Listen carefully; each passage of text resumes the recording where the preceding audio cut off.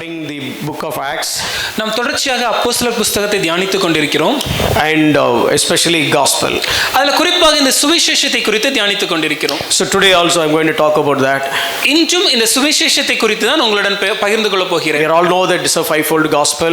நாம் எல்லாரும் அறிந்திருக்கிறபடி இது 5 சாராம்சம் கொண்ட சுவிசேஷம். And now we are dealing the sinless life of Jesus Christ. அதில் இப்பொழுது இயேசு கிறிஸ்துவின் பாவமில்லாத வாழ்க்கையை குறித்து நாம் தியானிக்கிறோம். So I don't want to repeat all the five folds, but as of now we are dealing the sinless life of Jesus Christ.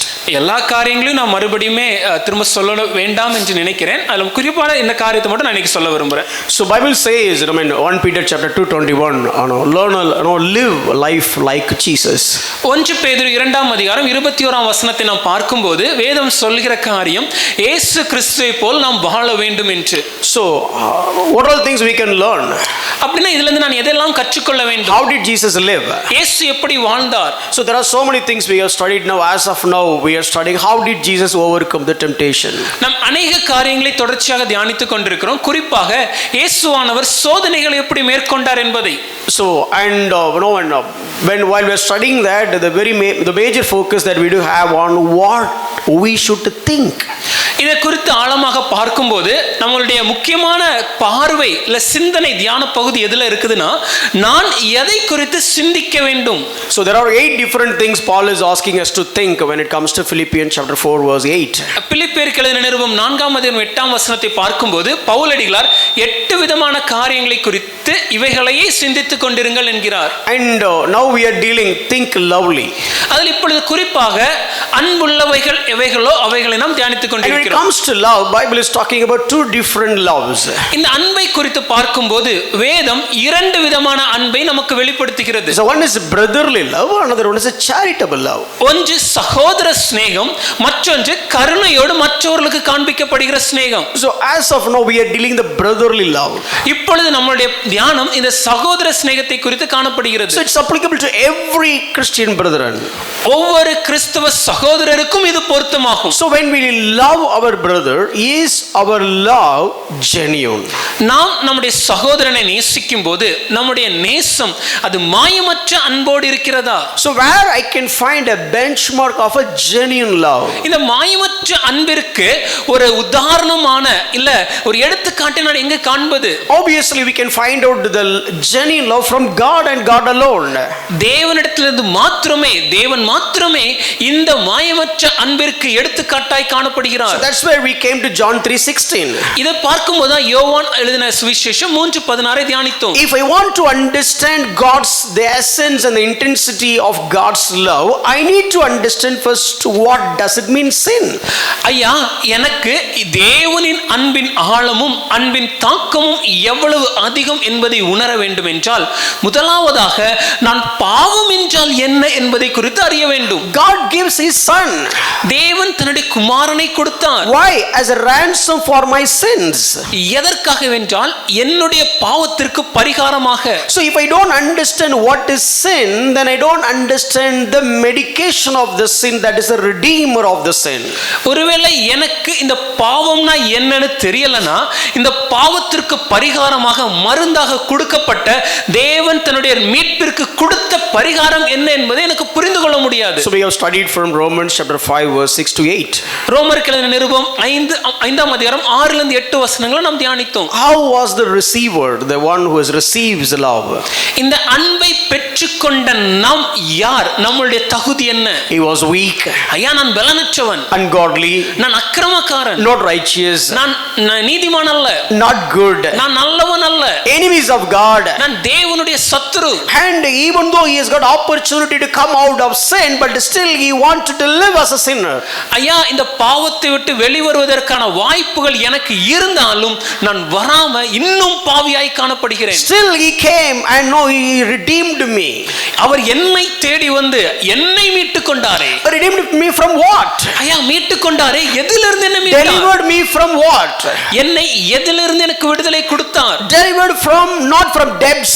ஐயா, கடனிலிருந்து ஒரு விடுதலை மாத்திரமல்ல, not delivered from sickness, இல்லனா சுகவீனத்திலிருந்து விடுதலை அல்ல, but delivered from sin. பாவத்திலிருந்து ஒரு விடுதலை. Oh, his sin is so great. அப்படினா இந்த பாவம் அவ்வளவு கொடியதா? Yeah, sin is so great. ஆமாயா, பாவம் அவ்வளவு கொடியது. If you don't know God, let me tell you, sin is the greatest ever trouble you face in this world. ஒருவேளை நீங்கள் தேவனை அறியவில்லை என்றால் இந்த உலகத்திலே நீங்கள் சந்திக்க மிகப்பெரிய எதிரியும் சவாலும் இந்த பாவம்தான். Right translation, great enemy. அது மிகப்பெரிய சத்துரு. Or let me put it this way. நான் இப்படி சொல்கிறேனே, Whatever you have, உங்களுக்கு எல்லாம் இருக்கலாம், irrespective of your position, possession or the state or whatever it is, still the sin can rule you. நீங்கள் எப்பேற்பட்ட ஸ்தானத்தில் இருக்கலாம், ஆஸ்தி உடைமைகளை வைத்திருக்கலாம், நீங்கள் யாராக வேண்டுமானால் இருக்கலாம், ஆனாலும் இந்த பாவம் உங்கள் மேல் ஆளுகை செய்யும். So we studied about the power of sin. இந்த பாவத்தின் வல்லமை குறித்து நாம் பார்த்தோம். So how powerfully it spread all over the world. இந்த பாவம் எவ்வளவு வல்லமையாய் இந்த முழு உலகத்திற்கும் பரவியது. Romans 5:12. ரோமர் 5:12. One man ஒரு மனிதன் to the whole world. முழு உலகத்திற்கும் பரவியது. Such powerful. அவ்வளவு கொடிய வல்லமையுடையது. That is the presence of sin. இப்படிதான் முழு உலகத்திலும் அது பரவி இருக்கிறது. Presence everywhere and in everybody.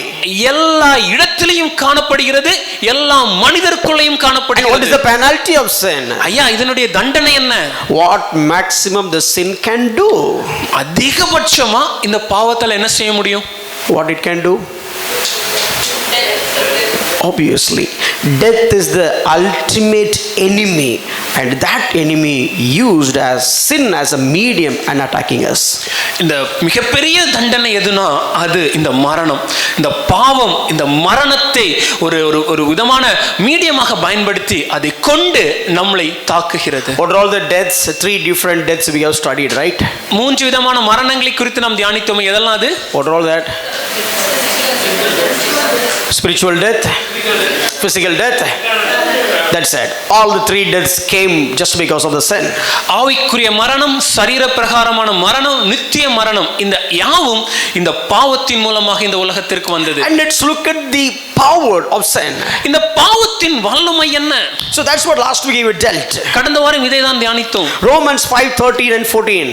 ரோமருக்கு எழுதின நிருபம் 5ஆம் அதிகாரம் 13-14 Even வசனங்கள். though the sin was not being counted, ஐயா, பாவம் அது பாவமாக எண்ணப்படாதிருந்தும், even though the sin was not recorded, பாவம் அது அது அது ஆவணமாக எடுக்கப்படாமல் இருந்தாலும், but still has done its consequences. ஆனால் அதற்கான விளைவுகள் அது கண்டிப்பா நடந்துச்சு. It seems like sin is not in the power, but in the underground it is in the power. ஒருவேளை மேல இருந்து பார்த்தா ஏதோ அரியணையில பாவம் இல்லாதிருக்கிறது போல காணப்பட்டாலும் உண்மையாகவே ஆண்டு கொண்டிருப்பது இந்த பாவம் தான். Sin entered into the world. பாவம் உலகத்தில் பிரவேசித்தது through Adam. ஆதாம் மூலமாக. Adam was not originated sin, but sin was there before Adam, and through Adam it entered into the world. ஆதாம் இந்த பாவத்தின் ஆதியாக அதை கண்டுபிடித்தவன் அல்ல. ஆதாம் மூலமாக ஏற்கனவே இருந்த இந்த பாவம் ஆதாம் மூலமாக இந்த உலகத்திற்குள் பிரவேசித்தது. Let me tell you just one statement, please record that in your mind. ஒரே ஒரு வாக்கியத்தை சொல்றேன், நல்லா உங்க இருதய பலகையில எழுதிக்கோங்க. Listen carefully. நல்லா கவனிச்சுக்கோங்க. Adam was the in charge of the world. முழு உலகத்தையும் ஆண்டு கொள்வதற்காக கொடுக்கப்பட்டிருந்தது ஆதாம். Adam was called to rule and reign and subdue the world. முழு உலகத்தின் மேலும் ஆண்டு கொள்ளவும் அதிகாரம் செய்யும் தன்னகத்தை கீழே அடக்கி வைக்கவும் அவனுக்கு கொடுக்கப்பட்டது. When Adam was the king of the world, இந்த உலகத்தின் ராஜாவாக ஆதாம் இருந்தபோது the sin is slowly sneaked in. இந்த பாவமானது கொஞ்சம் கொஞ்சமா உள்ள வர முயற்சிக்குது. But Bible says, ஆனா வேதம் சொல்கிறது, now Adam was not the king of the world, but sin is the king of the world. ஐயா, ஆதாம் உலகத்தின் இப்பொழுது ராஜா அல்ல, பாவமே அது ராஜாவாக இருக்கிறது. I hope you would have watched the skit that Ms. Sylvain and John does many times. நீங்க ஒருவேளை நிறைய பேர் இதில் பார்த்துருக்கலாம். ஜான் அண்ணாவும் நானும் பண்ற ஒரு ஸ்கிட்டை நீங்க நிறைய பேர் பார்த்துருக்க I can வாய்ப்பு straight இருக்கும். away ask them to do it, they will do it, but let me explain. இப்போ உடனே பண்ண சொன்னாலும் அவங்க பண்ணுவாங்க. ஆனாலும் நான் அதை உங்களுக்கு விளக்குறேன்.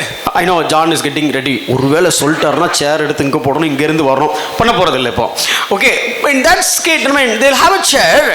அந்த குறு நாடகத்துல அவங்க ஒரு சேர் வச்சிருப்பாங்க. And this guy is the owner of the chair. அந்த சேருக்கு சொந்தக்காரனாக நான் இருப்பேன். And he was just reading the newspaper. அப்படி செய்தித்தாளை வாசித்துக் கொண்டிருப்பேன். And I mean, like, as if, professionally acting like, reading the newspaper. ஏதோ உண்மையா வாசிக்கிற மாதிரியே நடிப்பேன்.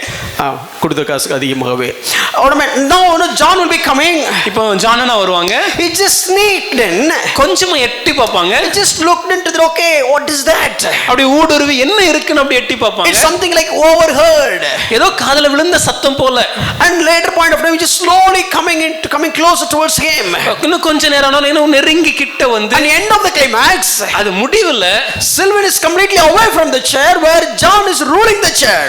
நான் சேருக்கு கீழே கிடப்பேன், ஜான் சேருக்கு மேல இருப்பாரு. Now you know who is Adam, who is sin. இப்போ உங்களுக்கு நல்லா தெரியும் ஆதாம் யாரு பாவம் யாருன்னு. Who is John? I mean, portraying a sin. அந்த குறு நாடகத்துல பாவத்தை காண்பிப்பதற்காக. This is how when Adam was the king, இதே போலதான் ஆதாம் ராஜாவாக இருந்தபோது, when Adam was ruling that world, ஆதாம் உலகத்தை ஆண்டு கொண்டிருந்த போது, the sin is sneaked in. பாவம் ஊடுருவி உள்ளே வந்து, but within one chapter, few verses, ஒரே அதிகாரத்திலே சில வசனங்களிலேயே, it conquered Adam, அது ஆதாமை மேற்கொண்டு and became the king. அது ராஜாவாக மாறியது. And sin and death started reigning the earth. பாவமும் மரணமும் உலகை ஆளுகை செய்ய ஆரம்பித்தது. Such kind of power. அவ்வளவு பெரிய வல்லமை. Since sin started reigning, death came into place. ஐயா, இந்த பாவம் உலகத்தை ஆளுகை செய்வதினாலேயே மரணம் உலகத்திற்குள்ளாக வந்தது. That is why in Romans 14, death reigned. ஆகவே தான் ரோமர் 5:14 பார்க்கும்போது மரணம் அது ஆதாம் மேலே ஆண்டு கொண்டது. And Romans 5:17, death reigned. ரோமர் 5:17 சொல்லும்போது மறுபடியும் மரணம் ஆண்டு கொண்டது. But in the 21st verse, ஆனா அதே 21வது வசனத்துல பாத்தீங்கன்னா, not death reigned, but Bible says sin reigned in death. அது மரணம் ஆண்டு கொண்டதுன்னு சொல்லல, பாவம் மரணத்திற்கு எதுவாய் ஆண்டு கொண்டதுன்னு சொல்லுது. சர்ப்பம் வந்துச்சுன்னு நினைச்சோம், ஆனா சர்ப்பம் வரல, சாத்தான் வந்தான். We think that it was the Satan that deceived, but it was not Satan that ended, it was not the serpent that ended, but it was Satan who entered. That is what the power of sin. இதுதான் பாவத்தின் வல்லமை. So last week I said, how can I escape from this sin problem? கடந்த வாரம் நான் உங்கள்ட்ட சொன்னேன், இந்த பாவ பிரச்சனையில இருந்து நான் எப்படி தப்பிப்பது. Only one option. ஒரே ஒரு வழிதான். I need to die. நான் மரிக்க வேண்டும். How can I change my parentage? எப்படி என்னுடைய தகப்பனை மாற்றுவது? How can I change my father? என் அப்பாவை எப்படி சார் மாற்றுவது? If I born as a son of this man, ஒருவேளை ஐயா இப்பொழுது எனக்கு மகனாக இருக்கிறார் என்றால், I cannot change my father. ஐயா நினைச்சாலும் உடனே தன்னுடைய தகப்பனை மாற்ற முடியாது. I have only one option. ஒரே ஒரு வழிதான். I need to kill him. Sorry. I need to kill myself. அவரை தன்னை சாகடித்து, I need to die. மரித்து, if I die, then he is, if I die and born again, maybe I have some other parents. ஒருவேளை இப்பொழுது ஐயா மரித்து மறுபடியும் வேறொருவருக்கு பிறந்தார் என்றால், இப்பொழுது வேறொரு தகப்பன் இருக்க ஒரு வாய்ப்பு இருக்கு. So that is what I'm going to deal it today. அதை தான் இன்று உங்களுடன் பகிர்ந்து கொள்ள போகிறேன். Today my message title is, இன்னைக்கு செய்தியின் தலைப்பு என்னன்னா, do you want to die? மரிக்க ஆயத்தமா? Do you want to die? மரிக்க வேண்டுமா? If you want to die, let me put it this way, who are all dead people here? எத்தனை பேர் இங்க மரித்தவர்கள் இருக்கிறீங்க? ஒரே ஒருத்தர், ரெண்டு தான். நான் சொல்றேன், நீங்க எல்லாரும் செத்தாச்சு. Let me tell you, all have already died. பக்கத்துல பார்த்து சொல்லுங்களேன், you are already dead. Turn to your neighbor and say, I lived among the dead. நான் மரித்தோர் மத்தியில் வாழ்ந்து கொண்டிருக்கிறேன். I am sitting next to the dead person. ஒரு மரித்தோர் மத்தியில உட்கார்ந்து இருக்கிறேன். வாங்க செத்தவனே வணக்கம். Welcome a dead man. Well, dead man, welcome. மரித்தவரே உங்களை வரவேற்கிறேன். How did you die? எப்படி மரிச்சீங்க? When did you die? die? எப்ப மரிச்சீங்க? And what happened because of your death? உங்களுடைய மரணத்தினால என்ன நடந்துச்சு? That is what we are going to study today. இத தான் இன்னைக்கு தியானிக்க போறோம். I'll start from one passage. Let's turn your Bible to Romans chapter 6. உங்கள் வேதங்களை ரோமருக்கு எழுதின நிருபம் 6ஆம் அதிகாரத்துக்கு திருப்பிக் கொள்ளுங்கள். Listen me very carefully. I'm going to deal it very slowly, but I want you all to listen with your undivided attention. நான் ரொம்ப பொறுமையா இத சொல்ல போறேன். ஆனா நீங்க எல்லாரும் கூர்மையா கவனித்து இத புரிந்து கொள்ளணும்னு ஆசைப்படுறேன். பொறுமையா சொல்றத கூர்மையா கவனிங்க. ஹல்லேலூயா. நீங்க கவனிச்சீங்களான்னு தெரியல, நான் கவனிச்சிட்டேன். Okay, let's deal this verse. இந்த வசனத்தை தியானிப்போமே.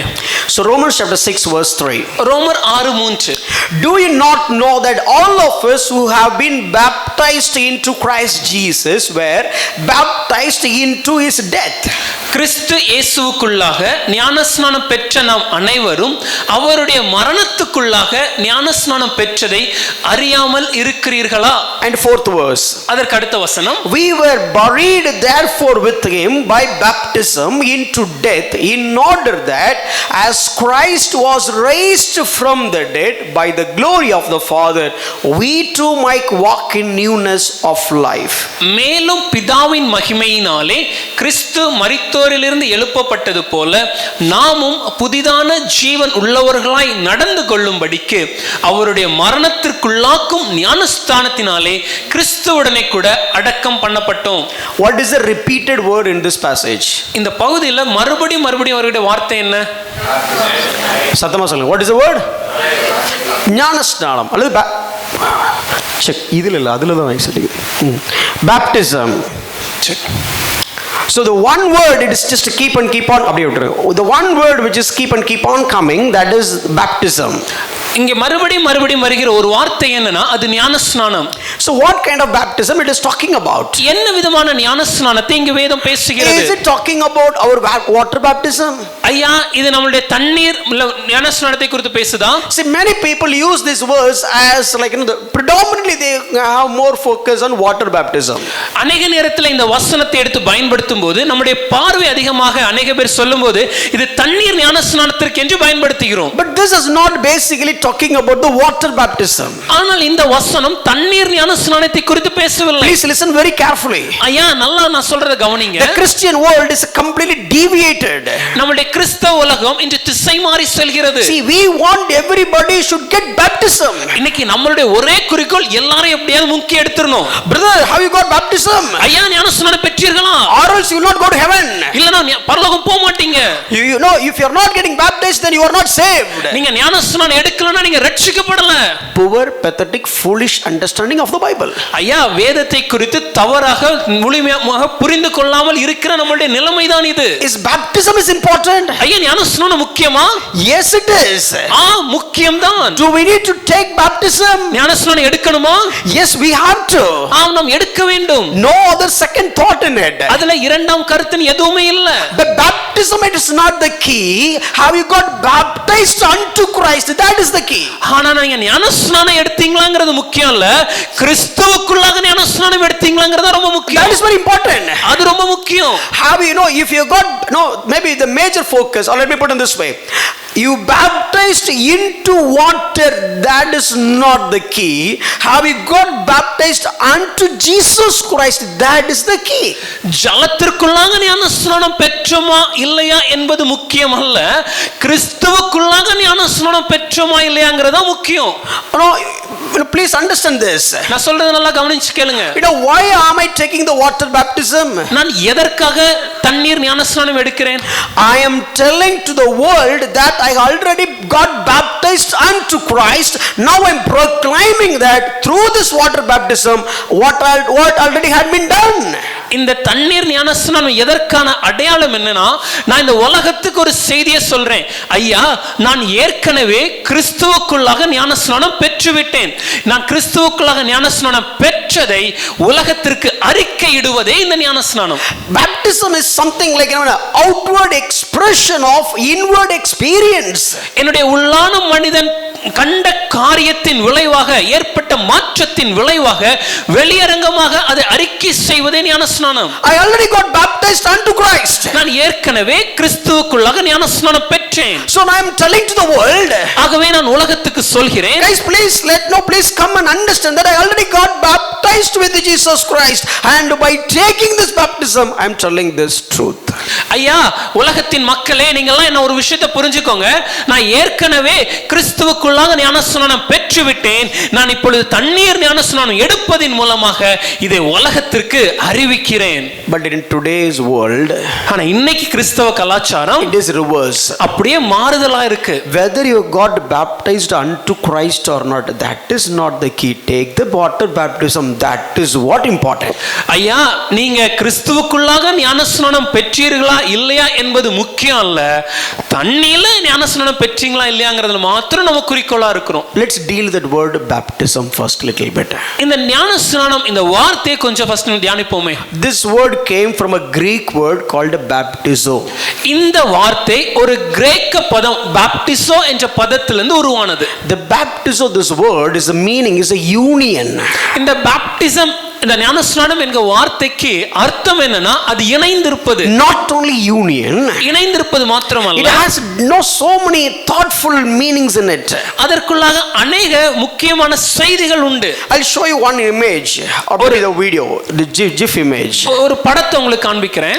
So if you have a hot iron, ஒருவேளை நல்லா சூடாக்கின ஒரு இரும்பு இருந்துச்சுன்னா, the hot iron you just put it in a cold water. இந்த இரும்பை நீங்க ஒரு தண்ணில, அதுவும் குளிர்ந்து இருக்கக்கூடிய தண்ணில நீங்க வச்சீங்கன்னா, so what will happen immediately? உடனே என்ன நடக்கும்? You will see a lot of changes. अनेक மாற்றங்களை நேரடியா பார்க்கலாம். The water will absorb all the heat in that iron rod. அந்த இரும்பிலே காணப்படுகிற அந்த உஷ்ணத்தை, வெப்பத்தை அந்த தண்ணீர் உடனே உள்வாங்கிக் கொண்டு, so the heat is dead. அந்த சூடு இல்ல அந்த வெப்பம் உடனே அது மரிக்கிறது. No, the heat is dead. அந்த வெப்பம் மரித்து போனது. But the heat is dead, but the cold is on. வெப்பம் மரித்து விட்டது, அந்த குளிர்ச்சி பற்றிக் கொண்டது. So that is a nature change that happened. ஒரு சுபாவ மாற்றம் இங்கு நடக்கிறது. That is what the baptism. இதுதான் ஞானஸ்நானம். When I get into the water, நான் தண்ணிக்குள் இறங்கும்போது, so I am telling to the world, நான் உலகத்திற்கு என்ன சொல்கிறேன்? I am already entered into Christ. நான் ஏற்கனவே கிறிஸ்துவுக்குள்ளாக இணைந்து விட்டேன். All my hard sinful nature is gone. என்னுடைய இருதயத்தில் காணப்பட்ட பாவ சுபாவம் அது ஒளிந்து போனது. And when I came out of the water, அந்த தண்ணீரை விட்டு வெளியே வரும்போது, I have got the nature of Christ. கிறிஸ்துவின் சுபாவத்தை உடையவனானேன். This is the actual meaning of the baptism. ஐயா, ஞானஸ்நானத்தின் அர்த்தம் இதுவே. But you know what we are doing? ஆனா இன்னைக்கு நாம என்ன செய்றோம்? If somebody is getting into the water, யாராவது ஒரு தண்ணிக்குள்ள இறங்குனா, we believe that something is happening at that moment. நாம என்ன நினைக்கிறோம்? அந்த நேரத்துல, தண்ணியில இருக்கிற நேரத்துல ஏதோ ஒரு மாற்றம் நடக்குதுன்னு. ஒன்னும் நடக்காது. இன்னொரு 10 செகண்ட் உள்ள அமைக்கி வச்சீங்கன்னா பாடியா வெளியே வருவாரு. Nothing will change.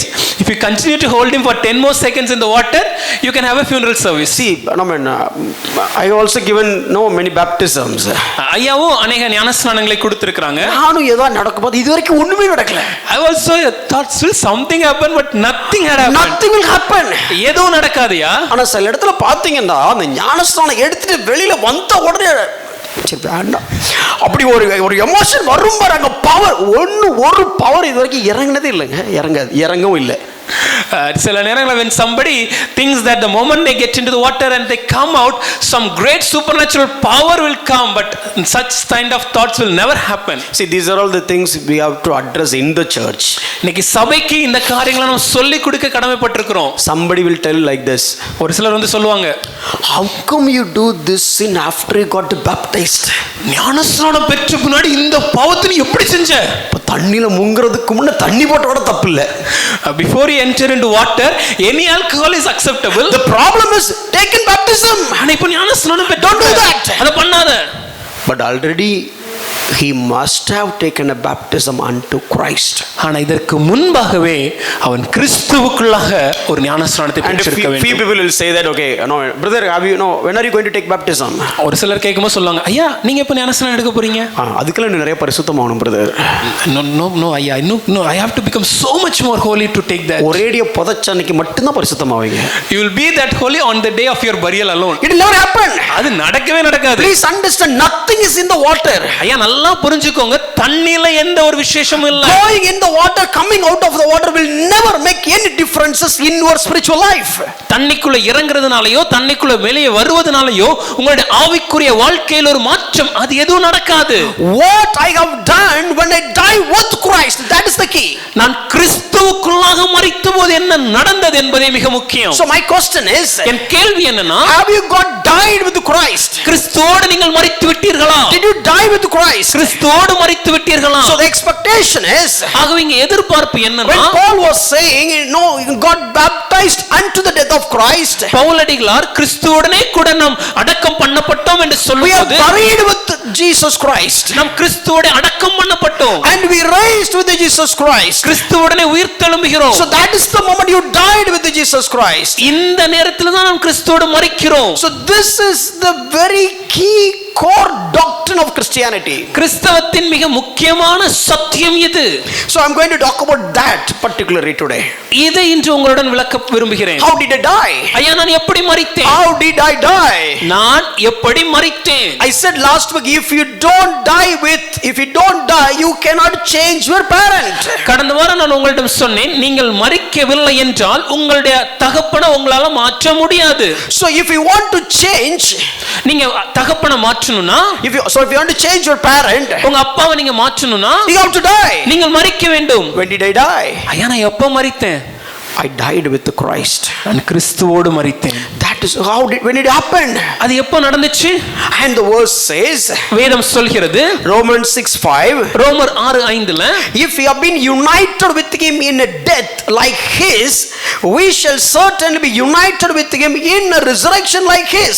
ஆதலால் அவருடைய மரணத்தின் சாயலில் நாம் இணைக்கப்பட்டவர்களானால் அவர் உயிர்த்தெழுதலின் சாயலிலும் இணைக்கப்பட்டிருப்போம். So baptism is a union. ஐயா இந்த ஞானஸ்நானம் என்பது ஒரு இணைப்பு. So baptism unto Christ is union with Christ. இயேசுவோடு ஞானஸ்நானம் பெற்றிருக்கிறேன் என்றால் இயேசுவோடு இணைக்கப்பட்டிருக்கிறேன். When did I get the union with Christ? நான் எப்பொழுது இயேசுவோடு இணைக்கப்பட்டேன்? United with him in a death like his death. அவருடைய மரணத்தின் சாயல்ல அந்த நேரத்துல நான் இணைக்கப்படுறேன். And I united with him in his resurrection. நான் இன்னும் எந்த இடத்துல இணைக்கப்பட்டிருக்கிறேன்? உயிர்த்தெழுதலில் இணைக்கப்பட்டிருக்கிறேன். So this is what you are going to study. இதை தான் இன்று தியானிக்க போகிறோம். The first one, let me show you a couple of images so that I'll explain that through that. ஒரு சில படங்களை காண்பிக்கிறேன், உங்களுக்கு நல்லா தெளிவா புரியும். So the first one is, முதலாவது, when you look at that, the hot iron image, அந்த சூடான அந்த இரும்பு அந்த படத்தை பார்த்தபோது, I am like the iron rod. என் வாழ்க்கை எப்படின்னா அந்த சூடான அந்த இரும்பு மாதிரி, all the sinful nature, பாவ சுபாவம். and when I united with Christ, நான் கிறிஸ்துவோடு இணைக்கப்படும்போது, when the hot iron rod went into the water, எப்படி அந்த சூடான இரும்பு அந்த தண்ணிக்குள்ள பிரவேசிக்கும் போது it lost its hot nature. அதனுடைய உஷ்ணத்தை அது இழப்பது போல, So I died for sin. நான் பாவத்திற்கு மரித்து, But not only died for sin, பாவத்திற்கு மரித்ததோடு அங்க கதை முடியல. look at the Bible please. 6:3, வேதத்தை நல்லா பாருங்க. ரோமர் 6:3 வசனம், I died in his death. நான் அவருடைய மரணத்திற்குள்ளாக நான் மரித்தேன். So when the iron rod went inside the water, அந்த சூடான இரும்பு தண்ணிக்குள்ளாக பிரவேசித்த போது, it represents my union with Christ. அது கிறிஸ்துவோடு நான் இணைக்கப்பட்டதை காண்பிக்கிறது. I died. ஐயா நான் மரித்தேன். My sinful nature is died. என் பாவ சுபாவம் மரித்து போனது. My sinfulness is died. என்னுடைய பாவங்கள் மரித்து போனது. And when Christ is risen back, Kristu உயிர்த்தெழும்போது, Romans 6:4, ரோமர் 6:4 பார்க்கும்போது, died and buried, அவரோடு மரித்து அடக்கம் பண்ணப்பட்டேன். Then Jesus risen. கிறிஸ்து உயிர்த்தெழுந்தார். When I risen from Jesus, when Jesus was risen, Kristu உயிர்த்தெழும்போது so you know what will happen? என்ன நடக்க தெரியுமா? I became the nature of Christ. கிறிஸ்துவின் சாயலை உடையவனாய் நான் மாறுகிறேன். How it will happen? ஐயா, இது எப்படி நடக்கும்? Two concepts you need to understand in order to understand this passage. இந்த பகுதியை நம்ம புரிந்து கொள்வதற்கு ரெண்டு காரியங்களை முதல்ல நாம் விளங்க வேண்டும். Read this verse, Romans 6:5 carefully. உங்க வேதத்துல ரோமர் 6:5 கொஞ்சம் கவனமா வாசிங்க. For if we have been united with him in death like his, we shall certainly be united with him in a resurrection like this. ஆதலால் அவருடைய மரணத்தின் சாயலில் நாம் இணைக்கப்பட்டவர்களானால் அவர் உயிர்த்தெழுதலின் சாயலிலும் இணைக்கப்பட்டிருப்போம். So here there is a connection. இங்க ஒரு தொடர்பு இருக்கு. So baptism is basically union with Christ. ஐயா, ஞானஸ்நானம் என்னன்னா கிறிஸ்துவோடு நான் இணைக்கப்படுவது. அந்த தண்ணிக்குள்ள நான் போகும் பொழுது I am united him with death. When I enter into the water, நான் அவருடைய மரணத்தோடு இணைக்கப்படுகிறேன். And I lost all that my sinful nature. என்னுடைய பழைய பாவ சுபாவத்தை நான் இழந்து விடுகிறேன். And when I raised from with him, அவரோடு நான் எழும்பும்போது I became like Jesus. இயேசுவை போல நான் Which மாறுறேன். means my nature has been changed. அதன் அர்த்தம் என்ன? என்னுடைய சுபாவம் மாறியது. My inner man has been completely changed. என்னுடைய உள்ளான மனிதனில் ஒரு மாற்றம் How is it ஏற்படுகிறது. possible? ஐயா, இது எப்படி நடக்கும்? So look at the plan of crafting. Go to the next image. Yep. Look at this, the crafting plants. இந்த ஒரு தாவரங்களை கிராஃப்டிங் பண்ணும்போது நடக்கிற ஒரு காரியத்தை பாருங்க. They will unite or they will connect or they will make both different kind of plants come into union. ரெண்டு விதமான தாவரங்களை, ரெண்டு விதமான செடிகளை அது இணைத்து அவங்க கொண்டு வருவாங்க. No, they will just cut one tree, one stump. அந்த மரத்தின் அந்த தண்டுல ஒரு பகுதியை வெட்டி, and they will take another tree, another stem, இன்னொரு தண்டை எடுத்து, வேறு செடி தண்டை branch of the other tree, வேறு மரத்தினுடைய தண்டை எடுத்து, and they will connect or they'll fix it together. ரெண்டையும் இணைத்து அவங்க வச்சிருப்பாங்க. So maybe I hope you would have studied in your botany. இதெல்லாம் நீங்க உங்களுடைய தாவரவியல்ல படிச்சிருப்பீங்கன்னு நினைக்கிறேன். So I don't want to explain much, but basically what happened is, அது ரொம்ப அதிகமா விளக்க விரும்பல, ஆனா உங்களுக்கு என்ன நடக்குதுன்னு புரியும். So the one plant was a super duper plant. ஐயா, இங்க இருக்கக்கூடிய ஒரு செடி மிக அருமையான ஒரு செடி. The other one is a kind of average plant. மற்றொரு செடி அது கொஞ்சம் ஒரு ஓரளவுக்கு இருக்க சுமாரான செடி. When you are crafting this ordinary plant with this extraordinary plant, இந்த சுமாரா காணப்படுற இந்த செடியை கொண்டு வந்து இந்த அற்புதமா இருக்கிற இந்த செடியோட நீங்க இணைக்கும் போது, and when you tie it, இணைத்து கட்டி, when the grafting is done, அந்த கிராஃப்டிங் என்கிற காரியம் நடக்கும்போது, the rest of the growth is not based on the ordinary tree, but it is based on about the mixture of the extraordinary and the ordinary. இப்பொழுது இதனுடைய வளர்ச்சி சுமாரா இருக்கிற அந்த மரத்தின் வளர்ச்சி போல இருக்காது. அந்த சுமாரா இருக்கிற மரத்தோடு இந்த அற்புதமான வளர்கிற அந்த மரம் இணைந்து இப்பொழுது இதனுடைய வெளிப்பாடாக அந்த மரம் வளர ஆரம்பிக்கும். So then after that, இதற்கு அப்புறம் you will have the harvest beyond your imaginations. விளைச்சல் எப்படி இருக்கும்னா நம்ம எதிர்பார்ப்புக்கும் அதிகமாக இருக்கும். The ordinary will give extraordinary. ஐயா, சுமாரா இருக்கிற அந்த செடியில இவ்வளவு அற்புதமான விளைச்சல் வரும். The original nature of the ordinary will be gone, but the nature of the extraordinary will engrafted this original one. அந்த சுமாரா இருக்கக்கூடிய அந்த செடியுடைய சுபாவமே இப்பொழுது மாறி இந்த நல்ல விளைச்சலை கொடுக்கிற இந்த செடியுடைய சுபாவம் அதனுள்ளும் பற்றிக்கொள்ளும். Actually this is what baptism. ஐயா, இதுதான் ஞானஸ்நானம். This is what baptism unto Christ. இதுதான் கிறிஸ்துவோடு நாம் இணைக்கப்படுவது. The moment I accepted, the moment God has accepted me, தேவன் என்னை ஏற்றுக்கொண்டபோது, he united me, made a union with Jesus Christ in his death. இயேசுவோடு அவருடைய மரணத்தோடு என்னை இணைத்து விட்டார். So the iron rod of the Pushparaj will insert into the water. சில்வனாகிய என்னோட அந்த இரும்பு, அந்த சூடான இரும்பு இப்ப தண்ணிக்குள்ள கொடுக்கப்பட்டது போல, so called union with Christ, கிறிஸ்துவோடு இணைக்கப்பட்டு in his death, மரணத்தில் இணைக்கப்பட்டு, so all my sinfulness is gone. என்னுடைய பாவ சுபாவம் சென்று விட்டது.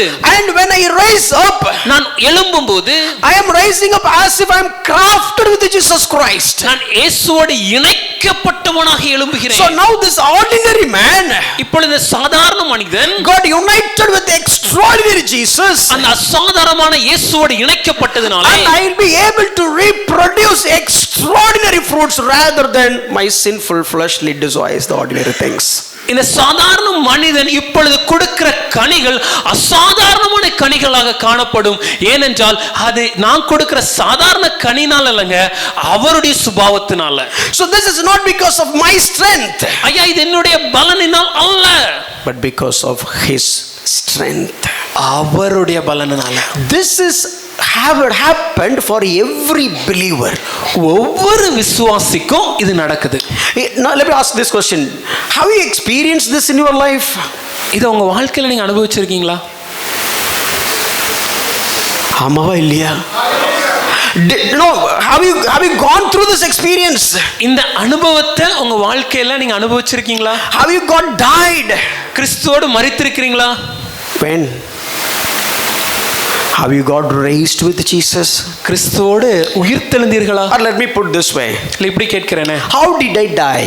நான் எப்படி மரித்தேன்? Okay, first I said Jesus died, முதலாவதா உங்களுக்கு சொன்னேன், இயேசு மரித்தார், and Jesus buried, இயேசு அடக்கம் and பண்ணப்பட்டார், Jesus raised. இயேசு உயிர்த்தெழுந்தார். So I died with Jesus Christ. நான் இயேசுவோடு மரித்தேன். Like this iron rod get into the water, எப்படி இந்த இரும்பு கம்பி தண்ணிக்குள்ள வைக்கப்படுது போல I died for my sinful nature. பாவ சுபாவத்துக்கு மரித்து My flesh, sinful body is dead, என்னுடைய பாவ சரீரம் மரித்து போனது. and now I raised along with Jesus, இப்பொழுது இயேசுவோடு கூட எழுந்து, as if not the ordinary plant but an extraordinary plant, the ordinary plant engrafted with extraordinary plant. எப்படி இந்த சாதாரண ஒரு செடி அந்த அசாதாரணமான செடியோடு இணைக்கப்பட்ட அந்த கிராஃப்டிங் நடக்கிறது போல, So the ordinary plants, the fleshly desires and everything is gone. சாதாரண மனிதனின் திட்டங்கள், செயல்கள், எண்ணங்கள், Fleshly desires, மாம்ச இச்சைகள் எல்லாம் போய்விட்டது. But I do have the desires of the extraordinary tree. ஆனா அந்த அற்புதமான அந்த மரத்துடைய ஆசைகள் எனக்குள்ளே பற்றி கொண்டது. Love, peace, joy, kindness and so on. அன்பு, சந்தோஷம், சமாதானம், நீடிய பொறுமை, இது எல்லாமே. This is what the real baptism of every Christian. உண்மையான கிறிஸ்தவனுடைய ஞானஸ்நான அனுபவம் இதுதான். Whenever you ask somebody, brother, have you got baptized? நீங்க யார்ட்டையாவது, ஐயா நீங்க ஞானஸ்நானம் எடுத்தீங்களான்னு கேட்டா, This is what the original baptism. இதுதான் உண்மையாகவே ஞானஸ்நானத்தின் அர்த்தம். In order to tell the world I have got baptized into Christ, I am just getting into the water and coming out of the water and telling the people that okay, it's done. உலகத்திற்கு நான் இயேசுவோடு மரித்து ஞானஸ்நானம் பெற்று உயிர்த்தெழுந்தேன் என்பதை அறிக்கை செய்வதற்காக நான் தண்ணீருக்குள்ள இறங்கி ஞானஸ்நானத்தை பெற்று வெளியே வந்து இந்த செய்தியை அறிவிக்கிறேன். So died, மரித்தேன், buried, அடக்கம் பண்ணப்பட்டேன், raised. உயிர்த்தெழுந்தேன். One important point. ஒரு முக்கியமான விஷயம், How did Jesus die? இயேசு எப்படி மரித்தார்? இயேசு எப்படி மரிச்சார்? இயேசு எப்படி மரித்தார்? He has been crucified, right? Look at the Bible, how clearly it has been explained. அந்த வேதத்தை பாருங்க, எவ்வளவு தெளிவாக இதை விளக்கி இருக்காங்க. Go to Romans 6:6. ரோமர் எழுதின நிருபம் 6ஆம் அதிகாரம் 6வது வசனம். We know that our old self was crucified with him in order that the body of sin might be brought to nothing, so that we would no longer be enslaved to sin. நாம் இனி பாவத்துக்கு ஊழியம் செய்யாதபடிக்கு பாவ சரீரம் ஒளிந்து போகும் பொருட்டாக நம்முடைய பழைய மனுஷன் அவரோட கூட சிலுவையில் அறையப்பட்டதென்று அறிந்திருக்கிறோம். Okay, now look at me, very very important thing. இந்த நல்லா கவனிக்கிற முக்கியமான ஒரு விஷயம். Okay, I am going to explain about something related to crucifixion. இந்த அறையப்படுகிறது இல்ல சிலுவையில் அறையப்படுறது குறித்து கொஞ்சம் காரியத்தை சொல்ல விரும்புகிறேன். I don't know how many of you skits you have watched, but as many, maybe whatever the skits that I have watched in the recent past, I know only one person now performing the role of Jesus Christ. நீங்க எத்தனை பேர் இந்த இயேசு கிறிஸ்து சிலுவையில் அறைகிற இந்த நாடகத்தை நீங்க பார்த்திருக்கீங்க இல்லைன்னு எனக்கு தெரியல. ஐயா சொல்லும்போது, ஐயா கடந்த சில நாட்களாக வருஷங்களாக கடந்த பல வருஷங்களாக நான் பார்த்த ஒரே இயேசு இவர் மட்டும்தான். சிம்பிளா டிரான்ஸ்லேட் பண்ணிட்டேன் பாரு. எனக்கு தெரிஞ்சு ஒரே ஒரு இயேசு, சிலுவையில் அடிக்கப்பட்ட இயேசு இவர் மட்டும் தான். So now my question is to that Jesus. Jesus, you have got crucified many times. Tell me, how did you crucify yourself? Translate. ஒருவேளை நம்ம நிறைய நாடகங்களில் இயேசு அடையப்பட்டதெல்லாம் பார்த்துருப்போம். இப்போ ஒரு கேள்வி, அதே இயேசுல அடையப்பட்ட அந்த மனுஷன்ட்ட நடித்த அந்த மனுஷன்ட்ட கேட்டோம்னா, அநேக நேரம் நீங்க சிலுவையில் அறையின மாதிரி நடிச்சிங்களே, உங்க சுயத்தை எப்படி நீங்க உங்க சிலுவையில் எப்படி நீங்க அறையப்பட்டீங்க? இப்போ யாராவது ஒருத்தட்ட போயிட்டு குதிச்சேன் அப்படின்னா எங்க குதிச்சு காட்டிடுவாங்க கரெக்டா? If you go to somebody and ask how did you jump, they can demonstrate it by jumping. But here Jesus has been crucified in the cross. இயேசு சிலுவையில் அறையப்பட்டார். If I go and ask Jesus, இப்போ இயேசுவிடம் போயிட்டு Jesus, இயேசுவே, Bible says you got crucified. வேதம் சொல்கிறது நீங்க சிலுவையில் அறையப்பட்டீர் என்று. Can you explain me how did you get crucified? எப்படி சிலுவையில் அறையப்பட்டீங்கங்கறத நீங்க எனக்கு விளக்க முடியுமா? Can Jesus crucify himself without having anybody in the picture? மற்ற யாருமே இல்லாம இயேசு மாத்திரம் தானாக அந்த சிலுவையில் தன்னை அறைந்து கொள்ள முடியுமா? Can you please crucify yourself? உங்களையே நீங்கள் சிலுவையில் அறைய முடியுமா? Can Jesus crucify by himself? இயேசு தன்னில் தானே சிலுவையில் அறைந்து கொள்ள முடியுமா? Then who has crucified Jesus Christ? அப்படினா இயேசு அறைந்தது யார்? Who has crucified Jesus Christ? Because Jesus cannot crucify himself. இயேசு தன்னையே சிலுவையில் அறைய முடியாது. Maybe he can take a nail and put it in this hand. No. ஒருவேளை ஒரு உதாரணத்துக்கு சொல்லனா, ஒரு ஆணி எடுத்து தன்னுடைய இடது கையில அவரால் அறைய முடியும். But who will nail him in the right hand? இப்போ வலது கை யார் அறைய போறா? So you cannot crucify yourself. உங்களால உங்களையே சிலுவையில் அறைய முடியாது. So my question to Jesus. இப்போ இயேசுவிடம் ஒரு கேள்வி. Jesus Bible says no, you have been crucified. வேதம் சொல்கிறது நீங்கள் சிலுவையில் அறையப்பட்டீர்கள் என்று. Did you crucify yourself? உங்களையே நீங்க சிலுவையில் அறைஞ்சீங்களா? No, I didn't. இல்ல, நான் அறையல. Yeah, I know you cannot crucify yourself. ஆமா, எனக்கு புரியுது. ஒரு மனுஷன் தன்னையே சிலுவையில் அறைய முடியாது. Then tell me, who has crucified you? அப்படினா இயேசுவே உங்களை சிலுவையில் அறைந்தது யார்? Is all the Roman soldiers crucified you? ரோம போர்ச்சேவர்கள் உங்களை சிலுவையில் அறைந்தார்களா? The Pharisees crucified you? பரிசேயர்கள் அறைந்தார்களா? Who has crucified you? யார் உம்மை சிலுவையில் அறைந்தது? In Acts chapter 2, when Peter was giving the sermon, it is God. அப்போஸ்தலர் 2ஆம் அதிகாரத்திலே பேதுரு அந்த பிரசங்கத்தை செய்ய சொல்கிறார், தேவன். So God crucified. தேவன் இயேசுவை சிலுவையில் அறைந்தார். God crucified his own son. தேவன் தன்னுடைய சொந்த குமாரனை சிலுவையில் அறைந்தார். He crushed his own son. தன்னுடைய சொந்த குமாரனை நொறுக்க சித்தமானார். So here Jesus, you died. இயேசுவே, நீங்கள் மரித்தீர்களே. And Bible says I have died along with you. வேதம் சொல்லும்போது நானும் உம்மோடு மரித்தேன். And you have been buried. நீர் அடக்கம் பண்ணப்பட்டீர். And I have buried along with you. உம்மோடு அடக்கம் பண்ணப்பட்டேன். And you got raised. நீர் உயிர்த்தெழுந்தீர். I got raised along with you. நானும் உம்மோடு உயிர்த்தெழுந்தேன். But the point is, ஆனா என் கேள்வி என்னன்னா, how did you die? எப்படியே நீங்க மரிச்சீங்க? You died because of crucifixion. நீர் சிலுவையில் அறைந்ததன் மூலமாக மரித்தீர். Then who has crucified you? அப்படி என்றால் உம்மை சிலுவையில் அறைந்தது யார்? God has crucified him. தேவனே உம்மை சிலுவையில் My dear அறைந்தார். friend, my point here is, எனக்கு கண்மன திருச்சபையாரே, என்னுடைய செய்தி என்னன்னா, Bible says when you got crucified yourself with Jesus Christ, வேதம் சொல்லும்போது நீங்கள் உங்க இயேசுவோடு கூட சிலுவையில் அறையப்பட்டீர்கள் என்று சொல்லும்போது, if your old self crucified with Jesus, then my point is, who has crucified you with Jesus?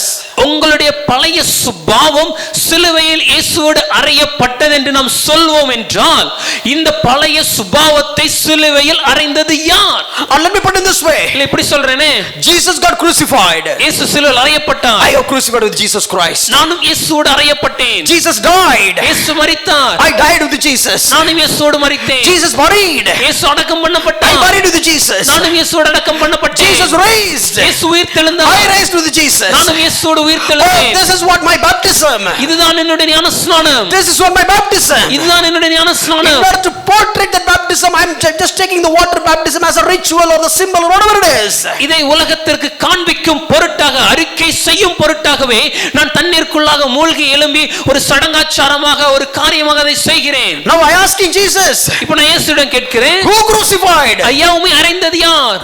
God crucified. தேவனே அறைந்தார். Then who has crucified me? அப்போ என்ன சிலுவையில் அறைந்தது யார்? Who has crucified you? உங்களை சிலுவையில் அறைந்தது யார்? If when Bible says God has crucified, and when Bible says I have got crucified along with Jesus, let me tell you, it is initiated, started, and it is all done by my God. Amen. Hallelujah. If God crucified him, if God determines what has to happen for Jesus Christ, let me tell you, God determined what has to happen in my life. Amen. இயேசுவை சிலுவையில் அறைந்தது தேவன். வேதம் சொல்லும்போது நான் இயேசுவோடு சிலுவையில் அறையப்பட்டிருக்கிறேன் அப்படின்னா அதுக்கு அர்த்தம் என்ன? இயேசு சிலுவையில் தேவன் அறைந்தது போல என்னையும் சிலுவையில் தேவனே அறைந்தார். இயேசுவை சிலுவையில் அறைந்ததை முன் குறித்தது, செய்து முடித்தது எல்லாமே தேவனா இருந்துச்சுன்னா, உங்களையும் என்னையும் சிலுவையில் அறைந்தது, முன் குறித்தது, நம்மை அதை சரிவர செய்து முடித்தது எல்லாமே தேவனை செய்து முடிக்கிறார். You know why I nailed or why I have spent a lot of time in this particular truth? ஏன் இந்த சத்தியத்தை விளக்குவதற்கு நான் இவ்வளவு நேரம் எடுத்துக்கொண்டேன் தெரியுமா? I want to tell you something who you are in the rest of the sermon. இதற்கு பின்வரும் செய்தியில நீங்கள் யார் என்பதை நான் இன்னும் விளக்க சொல்ல விரும்புகிறேன். Okay, let me ask one genuine question. ஒரே ஒரு கேள்வி நான் கேட்கிறேன். Have you really died with Jesus Christ? உண்மையாகவே இயேசுவோடு சிலுவையில் அறையப்பட்டு விட்டீர்களா? Raise your hand if you are sure that you have died with Jesus Christ. You dead with Christ. சிலுவையில் தேவனோடு அறையப்பட்டேன், நான் மரித்தேன், தேவனோடு மரித்தேன்னு நீங்க உறுதியா நம்புறீங்கன்னா உங்க கரங்களை உயர்த்தி காண்பீங்க. மற்றவங்களுக்கு நம்பிக்கை இல்லைல்ல? Once again I ask you, raise your hand up and high if you strongly believe that you got baptized unto Christ. நான் மறுபடியும் கேட்கிறேன், நீங்கள் இயேசுவோடு கூட சிலுவையில் அறையப்பட்டீர்கள், இயேசுவின் ஞானஸ்நானத்தை நான் பெற்றிருக்கிறேன் என்று சொல்கிறவங்க உங்க கரங்களை உயர்த்தி high and wave your hands. You got baptized with Jesus Christ. இயேசுவோடு நான் ஞானஸ்நானம் பெற்றேன் என்று சொல்லுங்கன்னா கரங்களை உயர்த்தி காண்பீங்க. Hallelujah. Hallelujah. You all baptized, right? Yes. Water baptism கேக்கல, அது அப்புறம் பாத்துக்கலாம். Baptized unto Christ. இயேசுவோடு ஞானஸ்நானம் பெற்றிருக்கிறோம். Now let's read one verse. இப்போ ஒரு வசனத்தை வாசிக்க போறோம். Let's start the game. இங்க இருந்தா செய்தி ஆரம்பிக்குது. 6th verse. 6வது வசனம். 6th chapter. 6வது அதிகாரம் 6வது வசனம். And I reading from that. அதில இருந்து நான் வாசிக்க ஆரம்பிக்கிறேன். அத நான் தமிழ்ல let me read in English. We know that our old self was crucified with him. Hallelujah. சத்தமா சொல்லுங்க. Who are all got crucified? நேராயிட்டு சொல்லுங்க. Who are all மீதி வசனத்தை படிச்சிட்டாங்கன்னு நினைக்கிறேன். இவன் என்ன கேட்பான்னு தெரிஞ்சிடுச்சு அவங்களுக்கு. Who are all got crucified? Who are all got crucified? Hallelujah. Hallelujah. Okay, raise your hand if you got crucified. Hallelujah. Hallelujah. Super, got crucified in order that the body of sin might brought to nothing, so that we would no longer be enslaved to sin, for one who has died has been set free from sin. ரோமர் 6:6 சொல்கிறது, நம்முடைய பழைய மனுஷன் அவரோடே கூட சிலுவையில் அறையப்பட்டான் என்று அறிந்திருக்கிறோம். அதனால என்ன நடந்துச்சுன்னா, பாவ சரீரம் ஒளிந்து போகும் பொருட்டாக நம்ம எல்லாருமே சொன்னோம், நாம் கிறிஸ்துவுடனே கூட சிலுவையில் அறையப்பட்டோம் என்று. அப்படி இருக்கும்போது அந்த வசனம் முதல் பகுதி சொல்கிறது, நாம் இனி பாவத்துக்கு ஊழியம் செய்யாதபடிக்கு, 7வது வசனம், மரித்தவன் பாவத்துக்கு நீங்கி விடுதலையாக்கப்பட்டிருக்கிறானே. Raise your hand if you are dead. ஐயா, மரித்தவங்களாம் கரங்களை உயர்த்துங்க. நான் கேட்டது அந்த if you are dead in sin, raise your hands. பாவத்துக்கு மரித்தவங்களாம் கரங்களை உயர்த்துங்க. And keep raising your hand if you got free from sin. பாவத்திலிருந்து விடுதலை ஆகிட்டவங்களாம் கரங்களை அப்படியே வச்சுக்கோங்க. Now sin has no power in me. என் மேல் பாவத்திற்கு எந்த அதிகாரமும் இல்லை. I am not doing any sin. நான் பாவமே செய்யறதில்ல. All sins are like jujube for me. இந்த பாவம்லாம் எனக்கு ஒரு மேட்டரே இல்ல சார். எங்கப்பா அந்த கை உயர்த்துற கணவான்கள்லாம் காணும். நீ கைத்துக்கு வச்ச பக்கத்தில் கையை கீழே போடுங்க, காலையில் வரும்போது தெரியாதா இவரெல்லாம். இப்போ என் பாயிண்ட் என்ன? Did you die? இப்போ my question is, உண்மையாகவே நாம் மரித்து விட்டோமா? If you really did, உண்மையாகவே மரித்தோம் என்றால், all that I have explained, no, the rod went into the water, நான் முன்னாடி உங்களுக்கு சொன்னேன்ல, அந்த இரும்பு கம்பி தண்ணிக்குள்ள கொண்டு போனது போல, and crafted with the extraordinary tree, ஒரு அற்புதமான ஒரு மரத்தோடு இணைக்கப்படுவது போல, and God himself crucified me. தேவனே என்னை சிலுவையில் அறைந்தார். If all the true, இதெல்லாம் உண்மைனா, this particular thing set free from sin, this must have been true. பாவத்திற்கு நீங்கி விடுதலையாக்கப்பட்டிருக்கிறோம் என்பது உண்மையாக வேண்டுமே. But let me tell you, can you or me boldly claim that yes, I have been set free to sin? ஐயா, உங்களாலேயோ என்னாலேயோ தைரியமாக நான் பாவத்திற்கு நீங்கி விடுதலையாகி விட்டேன் என்று சொல்ல முடியுமா? யாராவது ஒருத்தர் சொல்ல முடியுமா? Is there someone who can boldly claim this? Can you claim this even for just a single day in your life? இல்ல வாழ்க்கையில ஒரு நாளைக்கு மாத்திரம் நான் பாவத்திற்கு நீங்கி விடுதலையானேன்னு சொல்ல முடியுமா? Let me consider last just 1 week. கடந்த ஒரு வாரத்தை மட்டும் கருத்தில் கொள்வோம். Oh yes, I have baptized unto Christ. ஆமாயா, நான் கிறிஸ்துவுடனே கூட ஞானஸ்நானம் பெற்றவன் தான். Crucified with Christ. இயேசுவுடனே சிலுவையில் அறையப்பட்டவன் தான். With Christ. மரித்தவன் தான். Buried with Christ. அடக்கம் இயேசுவோடு அடக்கம் பண்ணப்பட்டவன் தான். Raised with Christ. இயேசுவோடு உயிர்த்தெழுந்தவன் So தான். I'm free from sin. ஆகவே நான் பாவத்திற்கு விடுதலையானனே. I'm just completely free from sin. பாவத்திற்கு முழுவதும் விடுதலையான மனிதன் Sin நான். doesn't have any authority over me. பாவம் என் மேல எந்த ஒரு அதிகாரமும் செய்ய முடியாது. I haven't done anything wrong in the last 1 week. கடந்த ஒரு வாரமான ஒரு தவறும் பாவமும் செய்யல. Amen. Hallelujah. Hallelujah. Why this oxymoron kind of stuff? ஏன் இப்படி ஒரு எதிர்மறையான வாழ்க்கை நமக்குள்ள இருக்கு? Let me read one more verse to nail this in little bit deeper. இன்னொரு வசனத்தை இன்னும் உங்களுக்கு ஆழமா புரியறதுக்கான வாசிச்சு The காமிக்கிறேன். same chapter, look at the second verse. அதே அதிகாரத்துல இரண்டாவது வசனத்தை பாருங்க. By no means how can we who died to sin still live in it? பாவத்திற்கு மரித்த நாம் இனி அதிலே எப்படி பிழைப்போம்? இந்த கேள்வி என்னைக்காவது நீங்க உங்ககிட்ட கேட்டிருக்கீங்களா? Have you ever asked this question unto you? For example, if I shouted at your wife, உங்க மனைவி மேல coma கத்தும்போது, with all angry and rage, எல்லா கோவத்தோட மூர்க்கத்தோட கத்தும்போது, and your wife is asking you back, உங்க மனைவி உங்களை திரும்பி பார்த்து, I thought you were a child of God. நீங்க கிறிஸ்துவின் புத்திரன் நினைச்சேனே. But you got so much angry. ஆனா இவ்வளவு கோபம் இருக்குதே. And you are shouting at me. என் மேல கோபப்பட்டு இப்படி கத்துறீங்க. You are using hard words. கடினமான சொற்களை பயன்படுத்துறீங்க. And it seems like you are abusing me. என்ன நீங்க காயப்படுத்துறீங்க. And immediately you thought, உடனே நீங்க என்ன நினைக்கிறீங்க? how come it is? எப்படி? By no means. வாய்ப்பில்லை. How can I do that? நான் எப்படி அதை செய்வேன்? I died to sin. நான் பாவத்துக்கு மரித்தவன். Then how can I live in it? அப்படி நான் பாவத்தில் எப்படி பிழைப்பேன்? No, I cannot believe it. இல்ல, என்னால அப்படி செய்ய முடியாது. இப்படிலாம் நம்ம வீட்டில் நடக்கவா செய்து? Is such things happening in our home? இப்போ என்ன போ? So what now? நீ கத்துன, நான் கத்துனேன். You shouted, so let me shout back. நீ அமைதியா இருந்து, நான் அமைதியா இருக்க போறேன். You are silent, I'll also be silent. But both of them have taken baptism, water baptism. ஆனா ரெண்டு பேருமே தண்ணி ஞானஸ்நானம் எடுத்துருப்போம். இன்னொரு முறை எடுக்க சொன்னோட எடுப்போம். If they ask somebody to take again, we are ready to do it. What is the problem here? அப்ப இங்க இருக்கிற பிரச்சனை என்ன? Maybe let me put it in this way. நான் இப்படி சொல்றேனே. If I ask you, நான் உங்க இடத்துல வந்து, okay, please stand on your feet. If you got really delivered from sin, would you do that? ஐயா, பாவத்திலிருந்து நான் முழுவதுமாக விடுதலையாகி விட்டேன் சொல்றவங்க மாத்திரம் எழுந்து நில்லுங்க அப்படி சொன்னா நம்மளால நிக்க முடியுமா? Would you do that? நம்ம நிப்போமா? No, now you said hallelujah. இப்போ சொன்னோம், அல்லேலூயாலாம் சொன்னோம். Oh my, I've been crucified with Christ. நான் கிறிஸ்துவோடனே அறையப்பட்டேன், dead, மரித்தேன், buried, அடக்கம் பண்ணப்பட்டேன், raised, உயிர்த்தெழுந்தேன், new nature, புது சுபாவம், fruits, புது கனிகள். hallelujah. கர்த்தர் நல்லவர். Praise God. கர்த்தர் நல்லவர். இங்க அல்லேலூயா சொல்ல முடியல நீங்க, can you claim the same thing in your home? We are able to praise God and shout hallelujah inside the church. ஆனா இதே காரியத்தை வீட்டில் என்னால் செய்ய முடியுமா? Are you sure that sin doesn't have any control over you? ஐயா, பாவத்திற்கு என் மேல எந்த ஆளுகையும் இல்லை என்பதை உறுதியா நம்மளால சொல்ல முடியுமா? Is your sinful body really crucified with Christ?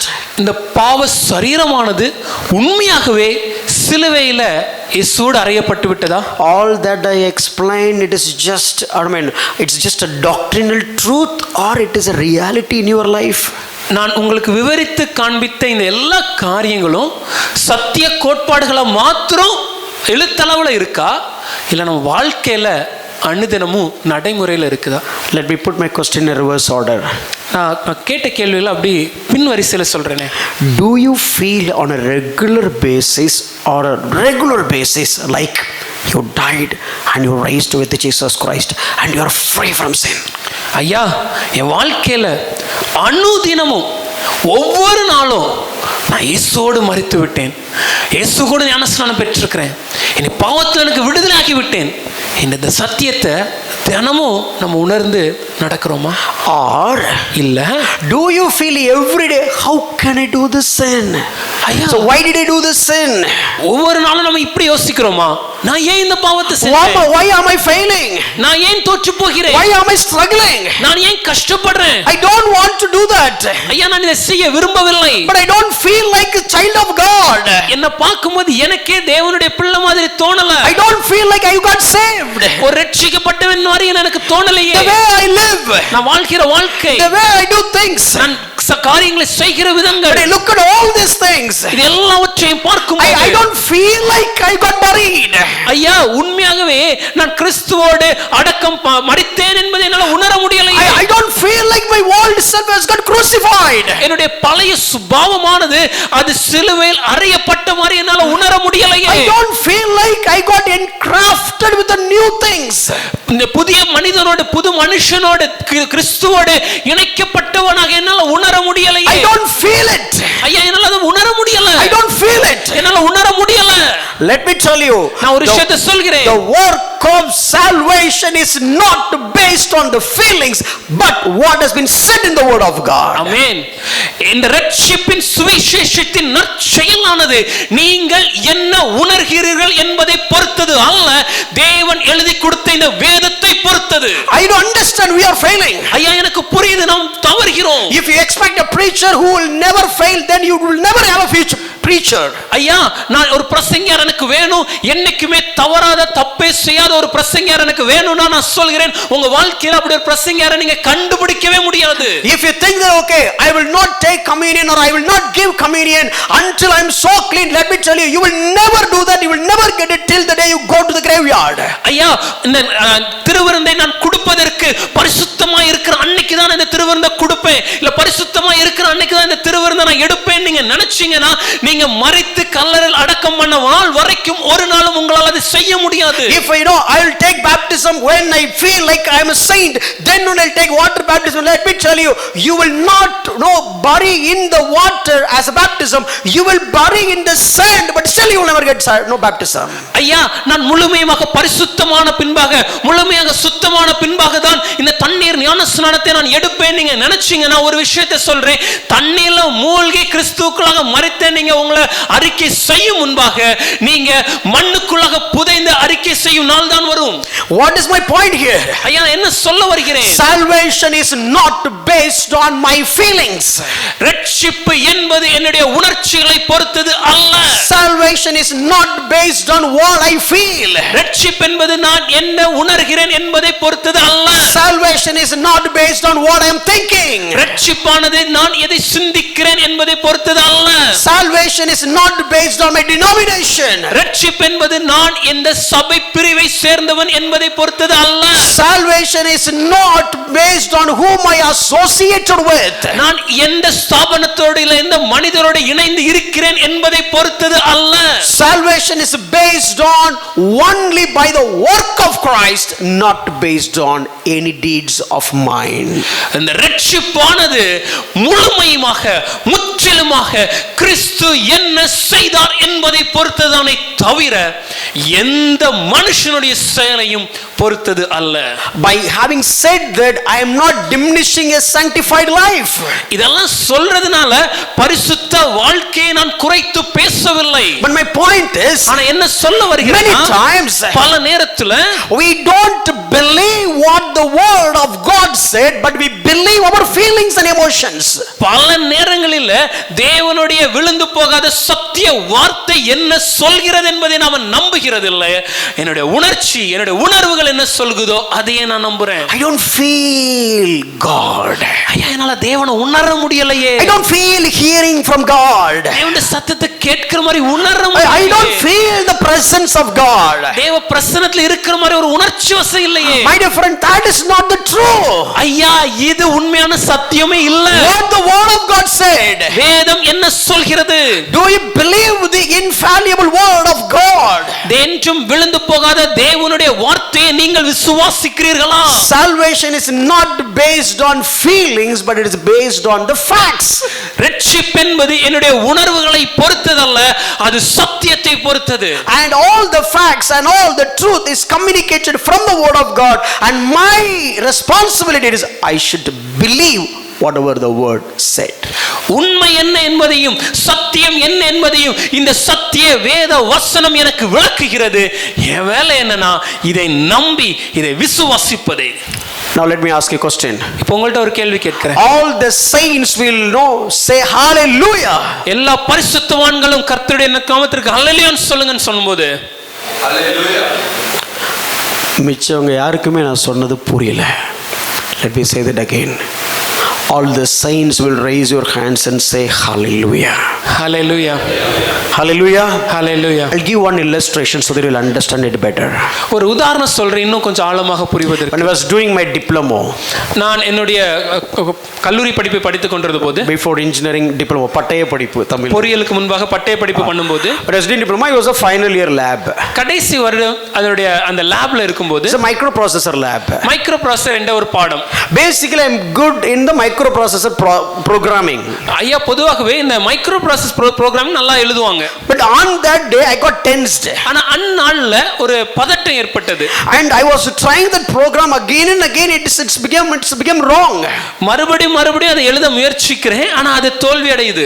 All my, the batch, the first batch, that particular batch, everybody is almost done. என்னுடைய சக நண்பர்கள், மாணவர்கள் என் கூட இருந்த எல்லாருமே அதை முடிச்சிட்டாங்க கிட்டத்தட்ட. So you need to write the program, எழுதணும், get the okay from the the professor, அங்க கண்காணிப்பாளர்ட்ட இருந்து அது சரி ஒப்புதல் வாங்கி, then you need to execute the program, அந்த புரோகிராமை செஞ்சு காமிக்கணும், and you need to show the result. அதனுடைய முடிவை உங்க கண்ணுல காமிக்கணும். That's it. அவ்வளவுதான். A very well known program, எனக்கு நல்லா தெரிஞ்ச ஒரு பகுதி. but I was struggling and sweating and all that. ஆனா அன்னைக்கு நானும் எழுதுறேன், முயற்சி பண்றேன், கோடிடுறேன், வெட்டி திரும்பலாம் எழுதுறேன், வேர்க்குதுன்னா முடியல. Even though the external staff was there, அங்க வெளியில இருந்து அதை கண்காணிப்பாளர் வந்த அந்த ஆசிரியர் இருந்தாலும், but my professor noticed me. என்னுடைய வகுப்பு ஆசிரியர் எனக்கு கவனிச்சார். Why this guy is just full of sweat and so on. ஏன் இந்த மாணவன் ரொம்ப இப்படி விறுவிறுத்து காணப்படுறாரு? He just came to me. என்கிட்ட வந்து He looked at my observation note. என்னுடைய அந்த தாளை பார்க்கும்போது, and it was a lot of scribbling and all these things. ரொம்ப அங்கங்க கிறுக்கி வச்சிருந்தத பார்த்து, and he said, அவர் சொன்னாரு, what Pushpraj, you don't know the program? ஐயா, ப்ரோக்ராம் தெரியலையா? I said, I'm trying but I couldn't do it. இல்ல ஆசிரியரே, நான் முயற்சிக்கிறேன், என்னால முடியல. He took his pen, அவர் தன் பேனாவை எடுத்து, and he said, he didn't look at the program. அவர் அந்த ப்ரோக்ராமை கூட பார்க்கல. He said, okay, approved, signed. Our okay அப்ரூவ்னு சொல்லி சைன் பண்ணி விட்டார். Still I remember. எனக்கு நல்லா ஞாபகம் இருக்கு. Now he just told the paper to me. அந்த பேப்பரை என்கிட்ட மறுபடியும் கொடுத்து, now you enter the program, it will work well. இப்போ நீ இந்த ப்ரோக்ராமை எழுது, அதுக்கு சரியா வரும்னாரு. How many of you got my point? எத்தனை பேருக்கு நான் சொல்றது புரியுது? Still the program was not right. அந்த ப்ரோக்ராம் எழுதின ப்ரோக்ராம் சரியில்லை தான். But he said, ஆனா அவர் என்ன சொன்னாரு? I have approved the program. நான் இந்த ப்ரோக்ராமை ஒப்புதல் கொடுக்கிறேன். So you got the approval of mine. என்னுடைய ஒப்புதல் உனக்கு இருக்கு. You no need to worry about me. என்னை குறித்து நீ கவலைப்பட தேவையில்லை. You no need to afraid about me. என்னை குறித்து பயப்பட தேவையில்லை. I am not standing against you. நான் உனக்கு எதிரா நிக்கல. I am standing along with you. ஆனா உன்னோடு நிற்கிறேன். I am not opposing you. உனக்கு எதிராக செயல்படல. I am supporting supporting you. உனக்கு கூட நான் சப்போர்ட் பண்றேன். Don't worry about that external teacher, external staff. வெளியில இருந்து வந்திருக்கிற அந்த கண்காணிப்பாளரை குறித்து கவலைப்படாத. Don't worry about that. அவங்கள குறித்து கவலைப்படாத. I am the in charge of this lab. இந்த லேபுக்கு இன்சார்ஜ் நான் தான். And I said it is approved. நான் சொல்கிறேன் நீ செய்யலாம். Who will stop it? யாரால தடுக்க முடியும்? Nobody can stop it. ஒருவராலும் தடுக்க Now முடியாது. you look at the program. இப்போ ப்ரோகிராம் பார்த்து You execute it. அந்த ப்ரோகிராமை செஞ்சு காமி. It will work. அது நடக்கும். He left. அவர் போயிட்டாரு. Then I took my paper. நான் பேப்பர் எடுத்தேன். I got the signature. Okay, good, and signature that gives me the power. அவங்க ஓகேன்னு போட்டு அவங்க போட்ட அந்த கையொப்பம் அந்த ஒப்புதல் எனக்கு மிகப்பெரிய நம்பிக்கையை கொடுத்தது. Then I looked at the program. அப்பயும் ப்ரோகிராமை பார்த்து Let me tell you, I corrected it and I got the output. நான் ஒரு விஷயம் சொல்றேன், அன்னைக்கு நான் திரும்ப அதை சரியாக செஞ்சேன், எதிர்பார்த்த மாதிரி முடிவு வந்துச்சு. I feel like I am gone. நான் தோற்று போன மாதிரி நான் உணர்ந்தேன். I feel like I am lost. நான் இழந்து விட்டதாக உணர்ந்தேன். I feel like I was a fool. நான் ஒரு முட்டாள் போல உணர்ந்தேன். But my staff told me, ஆனா என்னுடைய ஆசிரியர் you are சொன்னார், not a fool. ஐயா நீ முட்டாள் அல்ல. You are expert in the programming. நீங்க ப்ரோகிராம்ல நல்லா சிறகுல தேறினவர். You are one of the smart person that I ever known. நான் பார்த்ததில்ல இந்த ப்ரோகிராம்ஸ்ல நீங்க ரொம்ப ஸ்மார்ட்டான ஒரு But மனிதன். I feel I am the least one in the class. ஆனா நான் என்ன நினைக்கிறேன்னா இந்த எங்க வகுப்பிலேயே நான் தான் மிகவும் குறைந்தவன் என்று. You scored much in all other things, but now you got failed. மற்ற எல்லா பாடங்களும் நல்ல மதிப்பெண் எடுத்திருந்தாலும் இப்போ தோத்து விட்டோமே நினைக்கும் போது It is not because of what I have written in the note paper. It is all because of what he assigned in that paper. ஐயா நான் என் பேப்பர்ல என்ன எழுதினேங்கிறது குறித்தது அல்ல, ஆனா என் ஆசிரியர் அந்த பேப்பர்ல என்ன கையெழுப்பிட்டார் என்பதை குறித்தது. It is not about whether I am perfect or not. ஐயா நான் பூரணனா இல்லையா என்பதை குறித்து அல்ல. I know that is must. அது தேவை எனக்கு புரியுது. Let me tell you, no compromise in that. அது நான் தெளிவா சொல்றேன், அதுல எந்த சமரசமும் கிடையாது. Sanctification is a day-to-day process. பரிசுத்தமாக்குதல் என்பது அனுதின வாழ்க்கையில் காணப்பட வேண்டிய காரியம். But my salvation is not based on that. My salvation is based on what he has done in the cross. ஆனால் என் ரட்சிப்பு என்பது இந்த காரியத்தை பொறுத்ததல்ல, அவர் எனக்காக சிலுவையில் என்ன செய்து முடித்தார் என்பதை பொறுத்ததே. When Bible says I am free for sin, let me tell you, I am free for sin. வேதம் சொல்லும்போது நான் பாவத்திலிருந்து முற்றும் விடுதலையாகி விட்டேன் என்று சொல்லும்போது நான் முழுமையாக நம்புறேன் நான் பாவத்திலிருந்து விடுதலையாகி. How many of you got free from sin? எத்தனை பேர் பாவத்திலிருந்து விடுதலையாகிட்டீங்க? மீதி யாரெல்லாம் நீங்க விடுதலையாகலையா? Let me tell you, because Bible says you are free from sin. Sin cannot enslave you anymore. That is that truth. வேதம் சொல்கிறது பாவத்திலிருந்து நீங்கள் விடுதலையாகி விட்டீர்கள், பாவத்திற்கு இனிமே நீங்கள் அடிமை இல்லை என்று, பாவத்தின் ஆளுகை உங்கள் மேல இல்லைன்னு வேதம் சொல்லுச்சுன்னா அதுதான் சத்தியம். Let me give an illustration, you will understand that better. ஒரு எடுத்துக்காட்டு சொல்றேன் இன்னும் ஆழமா புரிவதற்கு. There was a husband, who will get up at 6 o'clock every Sunday. ஒரு கணவர் இருந்தாரு, ஒவ்வொரு ஞாயிற்றுக்கிழமையும் காலை 6 மணிக்கு அவர் எழும்பி விடுவார். And he'll wake up all the children and the wife and so on. மனைவி பிள்ளைகள் எல்லாரையும் அவர் எழுப்பி விட்டு and make them get ready so that they'll come to the church at 9 o'clock. அவங்க எல்லாரையும் ஆயத்தப்படுத்தி சீக்கிரம் கிளம்புங்க, ஏன்னா சபைக்கு 9 மணிக்கு வர வேண்டும் என்பதற்கு அவங்களை அவசரப்படுத்தி. This is a custom for at least 2.5 years to 3 years. ஒரு 2 வருஷம் 3 வருஷமா தொடர்ச்சியாக இதை செய்து கொண்டிருக்கிறார். One particular day, ஒரு நாள் வந்தது, the little one was not sleeping. அந்த சின்ன பையன் தூங்கல. And the little one was keep on disturbing the whole night. முழு இரவையும் அந்த சின்ன பையன் அவன் தொந்தரவு பண்ணிட்டே இருந்தான். So they slept approximately 3, maybe the mom has slept approximately 3 a.m. ஒரு உதாரணத்திற்கு அந்த தாயார் அதிகாலை 3 மணிக்கு தான் தூங்கி இருக்காங்க. And the alarm is on at 6 o'clock. இப்ப காலையில 6 மணிக்கு அந்த கடிகாரம் அடிக்குது. And the dad has got up. அப்பா எழுந்து விட்டார். And he said, okay honey, get up, it is 6 o'clock. அன்பே எழுந்திருமா, 6 மணி ஆயிடுச்சு. But the wife, she has slept only 3 o'clock. ஆனா மனைவி தூங்குனதே 3 மணிக்கு தான். And she said, no, it cannot be 6 o'clock. இல்ல 6 மணி வாய்ப்பு இல்லையே. I just slept. நான் இப்ப இப்போதான் நான் தூங்குனேன். I don't feel like it is 6 o'clock. எனக்கு 6 மணி ஆன மாதிரி தோணலையே. I don't see, look at me, the kid is also sleeping, I am also I feel sleepy, so I don't feel like it is 6 o'clock. ஐயா பாருங்க, நம்ம பையன் நல்லா தூங்கிட்டு இருக்கான், எனக்கு நல்லா தூக்கம் வருது, எனக்கு தூங்குற மாதிரியே தோணலையே, 6 மணி ஆன மாதிரி எனக்கு தோண மாட்டேங்குது ஐயா. So let me go ahead and sleep. ஆகையா நான் மறுபடியும் கொஞ்ச நேரம் தூங்குறேன். And the husband says, கணவர் சொல்றாரு, no, இல்லம்மா இல்ல. Are you sure? நிச்சயமா தெரியுமா? The wife is saying, are you sure it is over? கணவர்ட்ட கேக்குறாங்க, நிச்சயமா தெரியுமா 6 மணி ஆயிடுச்சா? And he said, it is sure it is over, about 6 o'clock. இல்லம்மா எனக்கு நல்லா தெரியும் 6 மணி தாண்டிடுச்சு. But he said, she said, I don't feel it. அதுக்கு அந்த அம்மா சொல்றாங்க, இல்ல எனக்கு அப்படி தோண மாட்டேங்குதே. Your feeling is true. உங்களுக்கு தோன்றது உண்மைதான். It's a fact. அது நடந்ததுதான். But ஆனால் when you look at the sun, வெளியே சூரியனை பார்க்கும்போது, when you look at the moon, சந்திரனை பார்க்கும்போது, when you look at the earth, பூமியை பார்க்கும்போது, and look at the orbits, சுத்தி இருக்கிற எல்லா கோள்களை பார்க்கும்போது, and look at the whole earth, முழு உலகத்தையும் பார்க்கும்போது, look at the whole world, முழு உலகத்தையும் பார்க்கும்போது, everybody will say that it is 6 o'clock now. எல்லாரும் சொல்லுவாங்க இது 6 மணி ஆயிடுச்சு. Maybe the wife doesn't feel that it's 6 o'clock. ஒருவேளை மனைவிக்கு 6 மணி ஆன மாதிரி தோணாம இருக்கலாம். But everybody else says it's 6 o'clock. ஆனா மற்ற எல்லாரும் சொல்லுகிறாங்க 6 மணி. Maybe you don't feel like you are a saint. ஒருவேளை உங்களுக்கு உங்களை பார்க்கும்போது பரிசுத்தவான்னு தோணாம இருக்கலாம். Maybe your parents don't feel that you are a saint. இல்ல உங்க பெற்றோர் உங்களை பார்க்கும்போது பரிசுத்தவான்னு சொல்லாம இருக்கலாம். Maybe even your pastor don't feel that you are a saint. இல்ல உங்க போதகர் கூட உங்களை பார்க்கும்போது ஒரு பரிசுத்தவான்னு சொல்லாம இருக்கலாம். Let me tell you. ஆனா ஒரு விஷயத்தை சொல்கிறேன். If you got really saved, உண்மையாகவே நீங்கள் ரட்சிக்கப்பட்டவர் என்றால், if you really have got crucified with Jesus, உண்மையாகவே கிறிஸ்துவனோடு சிலுவையில் அறையப்பட்டவர் என்றால், if you are really dead with Jesus, உண்மையாகவே சிலுவையோடு மரித்தவர், கிறிஸ்துவோடு மரித்தவர் என்றால், if you are really buried with Jesus, கிறிஸ்துவோடு அடக்கம் பண்ணப்பட்டவர் and என்றால், really raised from Jesus, கிறிஸ்துவோடு உயிர்த்தெழுந்தவர் என்றால், all you feel is nothing.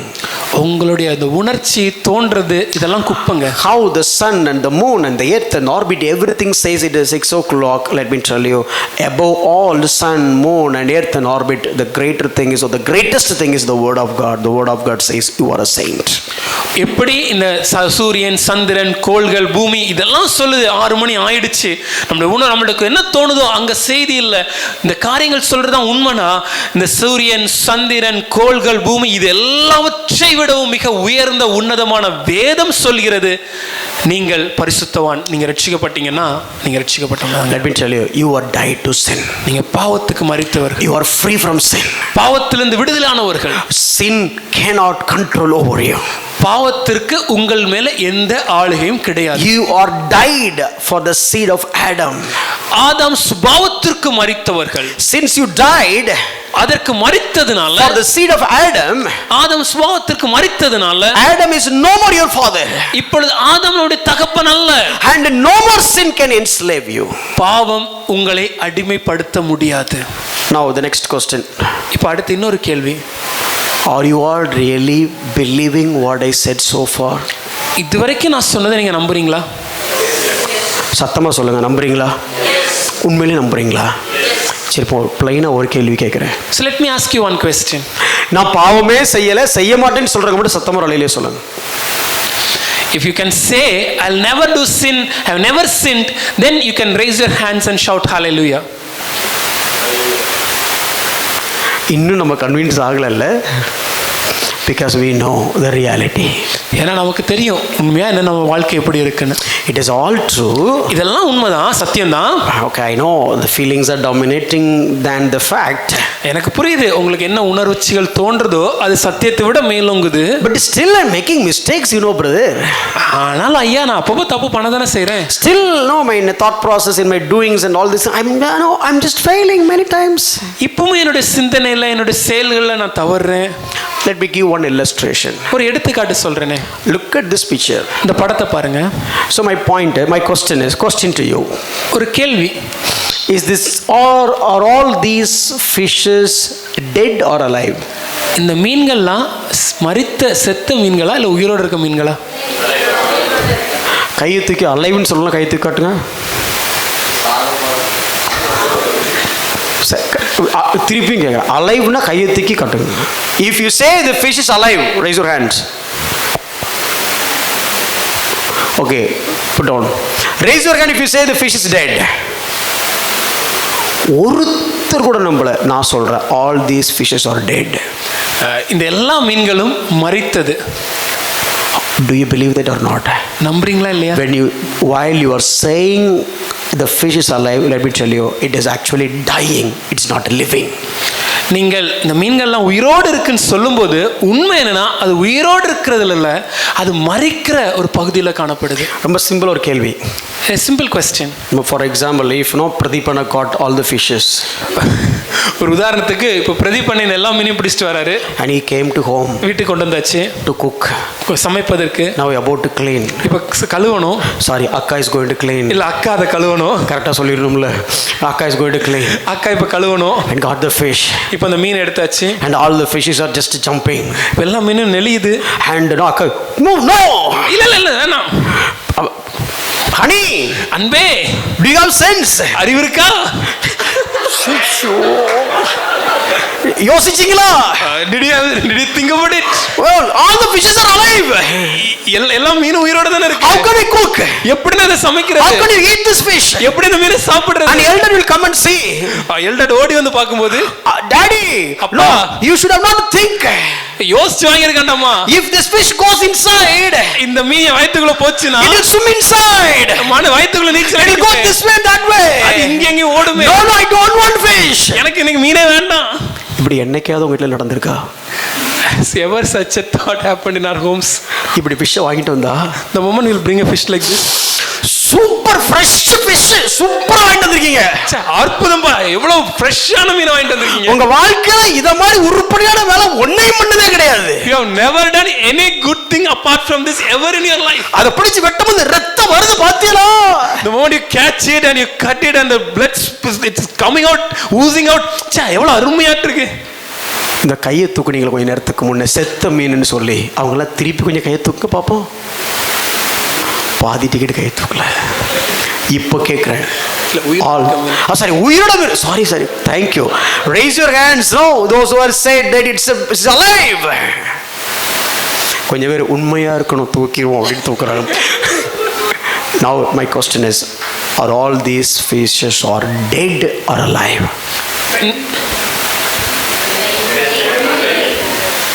Dead. It thinks that it is alive, but it is not alive. இந்த மீனெல்லாம் பார்க்கும்போது உயிரோடு இருக்குதா செத்துதானா நமக்கு பல நேரம் சந்தேகமாகி இது உயிரோடு இருக்குதுன்னு நினைக்கிறோம். ஆனா உண்மையாக இது எதுவுமே உயிரோடு இல்லை, இது மரித்து விட்டது. It looks like it is alive. பார்க்கிறதுக்கு ஏதோ உயிரோடு இருக்கிற மாதிரி துள்ளுது, but it will die. ஆனா இப்போ மரிச்சிரும் அது. And don't ask me a question. If you take this fish and put it in the water, it is alive. ஒண்ணு மறுபடியும் வந்துட்டு, ஐயா இந்த மீனை கொண்டு போய் தண்ணியில போட்டு பாருங்க உயிரோடு இருக்குன்னு சொல்லக்கூடாது. என்னைக்காவது ஒரு நாளாவது உங்க வீட்டில் அந்த காரியத்தை செஞ்சிருக்கீங்களா? Have you ever got a fish from the market and then put into the water to make it be alive? 4 வஞ்சிரம் வாங்கிட்டு வந்தேன். I brought 4 seer fish. அதுல ஒரு வஞ்சிரம் உயிரோட இருக்கு. But one seer fish is alive. அது 1 கிலோ weight தேரும் போல இருக்கு. It's also 1 kg. நான் அதுக்கு கொண்டு வீட்ல தொட்டில விட்டு வந்துறேன். I'll go and put it in the tank. Nobody will do that. இல்லையா, ஒருத்தரும் பண்ண மாட்டோம். This is what our practical life in this world. இதுதான் இந்த உலகத்துல நம்முடைய நிதர்சன வாழ்க்கை. Of course, it looks like a life for sin. பார்ப்பதற்கு பாவத்திற்கு உயிரோடு இருக்கிற மாதிரி தான் தெரியும். Here and there, ups and downs in our lives. வாழ்க்கையில் அங்க இங்கும் தோல்விகள் சறுக்கல்கள் இருக்கு. But look at the fact. ஆனா சத்தியத்தை கவனிங்க. All these fishes are, even though it's all jumping, but let me tell you, it's dying. ஒருவேளை இந்த மீன்கள் எல்லாம் குதிக்கிற மாதிரி பார்ப்பதற்கு தோன்றினாலும் நான் சொல்கிறேன் இதெல்லாம் மரித்து கொண்டிருக்கிறது. You are delivered from sin. Amen. நாம் பாவத்திலிருந்து விடுதலையாக்கப்பட்டோம். You died for sin. பாவத்திற்கு மரித்தோம். You are no more slave for sin. இனிமேல் பாவத்திற்கு அடிமைகள் அல்ல. Sin cannot enslave you. பாவம் உங்கள் மேல் ஆளுகை செய்ய முடியாது. Sin cannot put you down. பாவம் உங்களை கீழே விழ தள்ள முடியாது. First of all, believe that truth. முதலாவதாக இந்த சத்தியத்தை விசுவாசிக்க வேண்டும். I am crucified with Jesus. நான் கிறிஸ்துவோடு சிலுவையில் அறையப்பட்டேன். I am dead with Jesus. கிறிஸ்துவோடு மரித்தேன். I buried with Jesus. கிறிஸ்துவோடு அடக்கம் பண்ணப்பட்டேன். I raised with Jesus. கிறிஸ்துவோடு உயிர்த்தெழுந்தேன். So sin cannot have power over me. ஆகவே பாவம் என்னை ஆளுகை செய்ய முடியாது. Of course, I'm just missing here and there, but still sin cannot overpower me. ஆமையா, சில நேரத்துல நான் தவறுகிறேன், விழுகிறேன், உண்மைதான். ஆனாலும் பாவம் என்னை ஆளுகை செய்ய முடியாது. The second one. இரண்டாவது. The first one I said. முதலாவது சொன்னேன், because of this death, burial and risen. இந்த மரித்து அடக்கமானவர் உயிர்த்தெழுந்த நிமித்தமாக. Or in one word, baptism unto Christ. ஒரே வார்த்தையில சொன்னா கிறிஸ்துவோடு ஏற்பட்ட ஞானஸ்நானம். Since I am baptized unto Christ, கிறிஸ்துவோடு நான் ஞானஸ்நானம் பண்ணப்பட்டதனாலே number one, முதலாவது, I have delivered from sin. நான் பாவத்திலிருந்து விடுதலையாக்கப்பட்டேன். I got freed from sin. பாவத்திலிருந்து விடுதலை உண்டாயிற்று. Sin cannot empower me. பாவம் என்னை ஆளுகை செய்ய மாட்டாது. Number two, இரண்டாவது, Romans chapter 7 verse 4. ரோமர் 7:4. Likewise, my brothers, you also have died to the law through the body of Christ, so that you may belong to another, to him who has been raised from the dead, in order that we may bear fruit for God.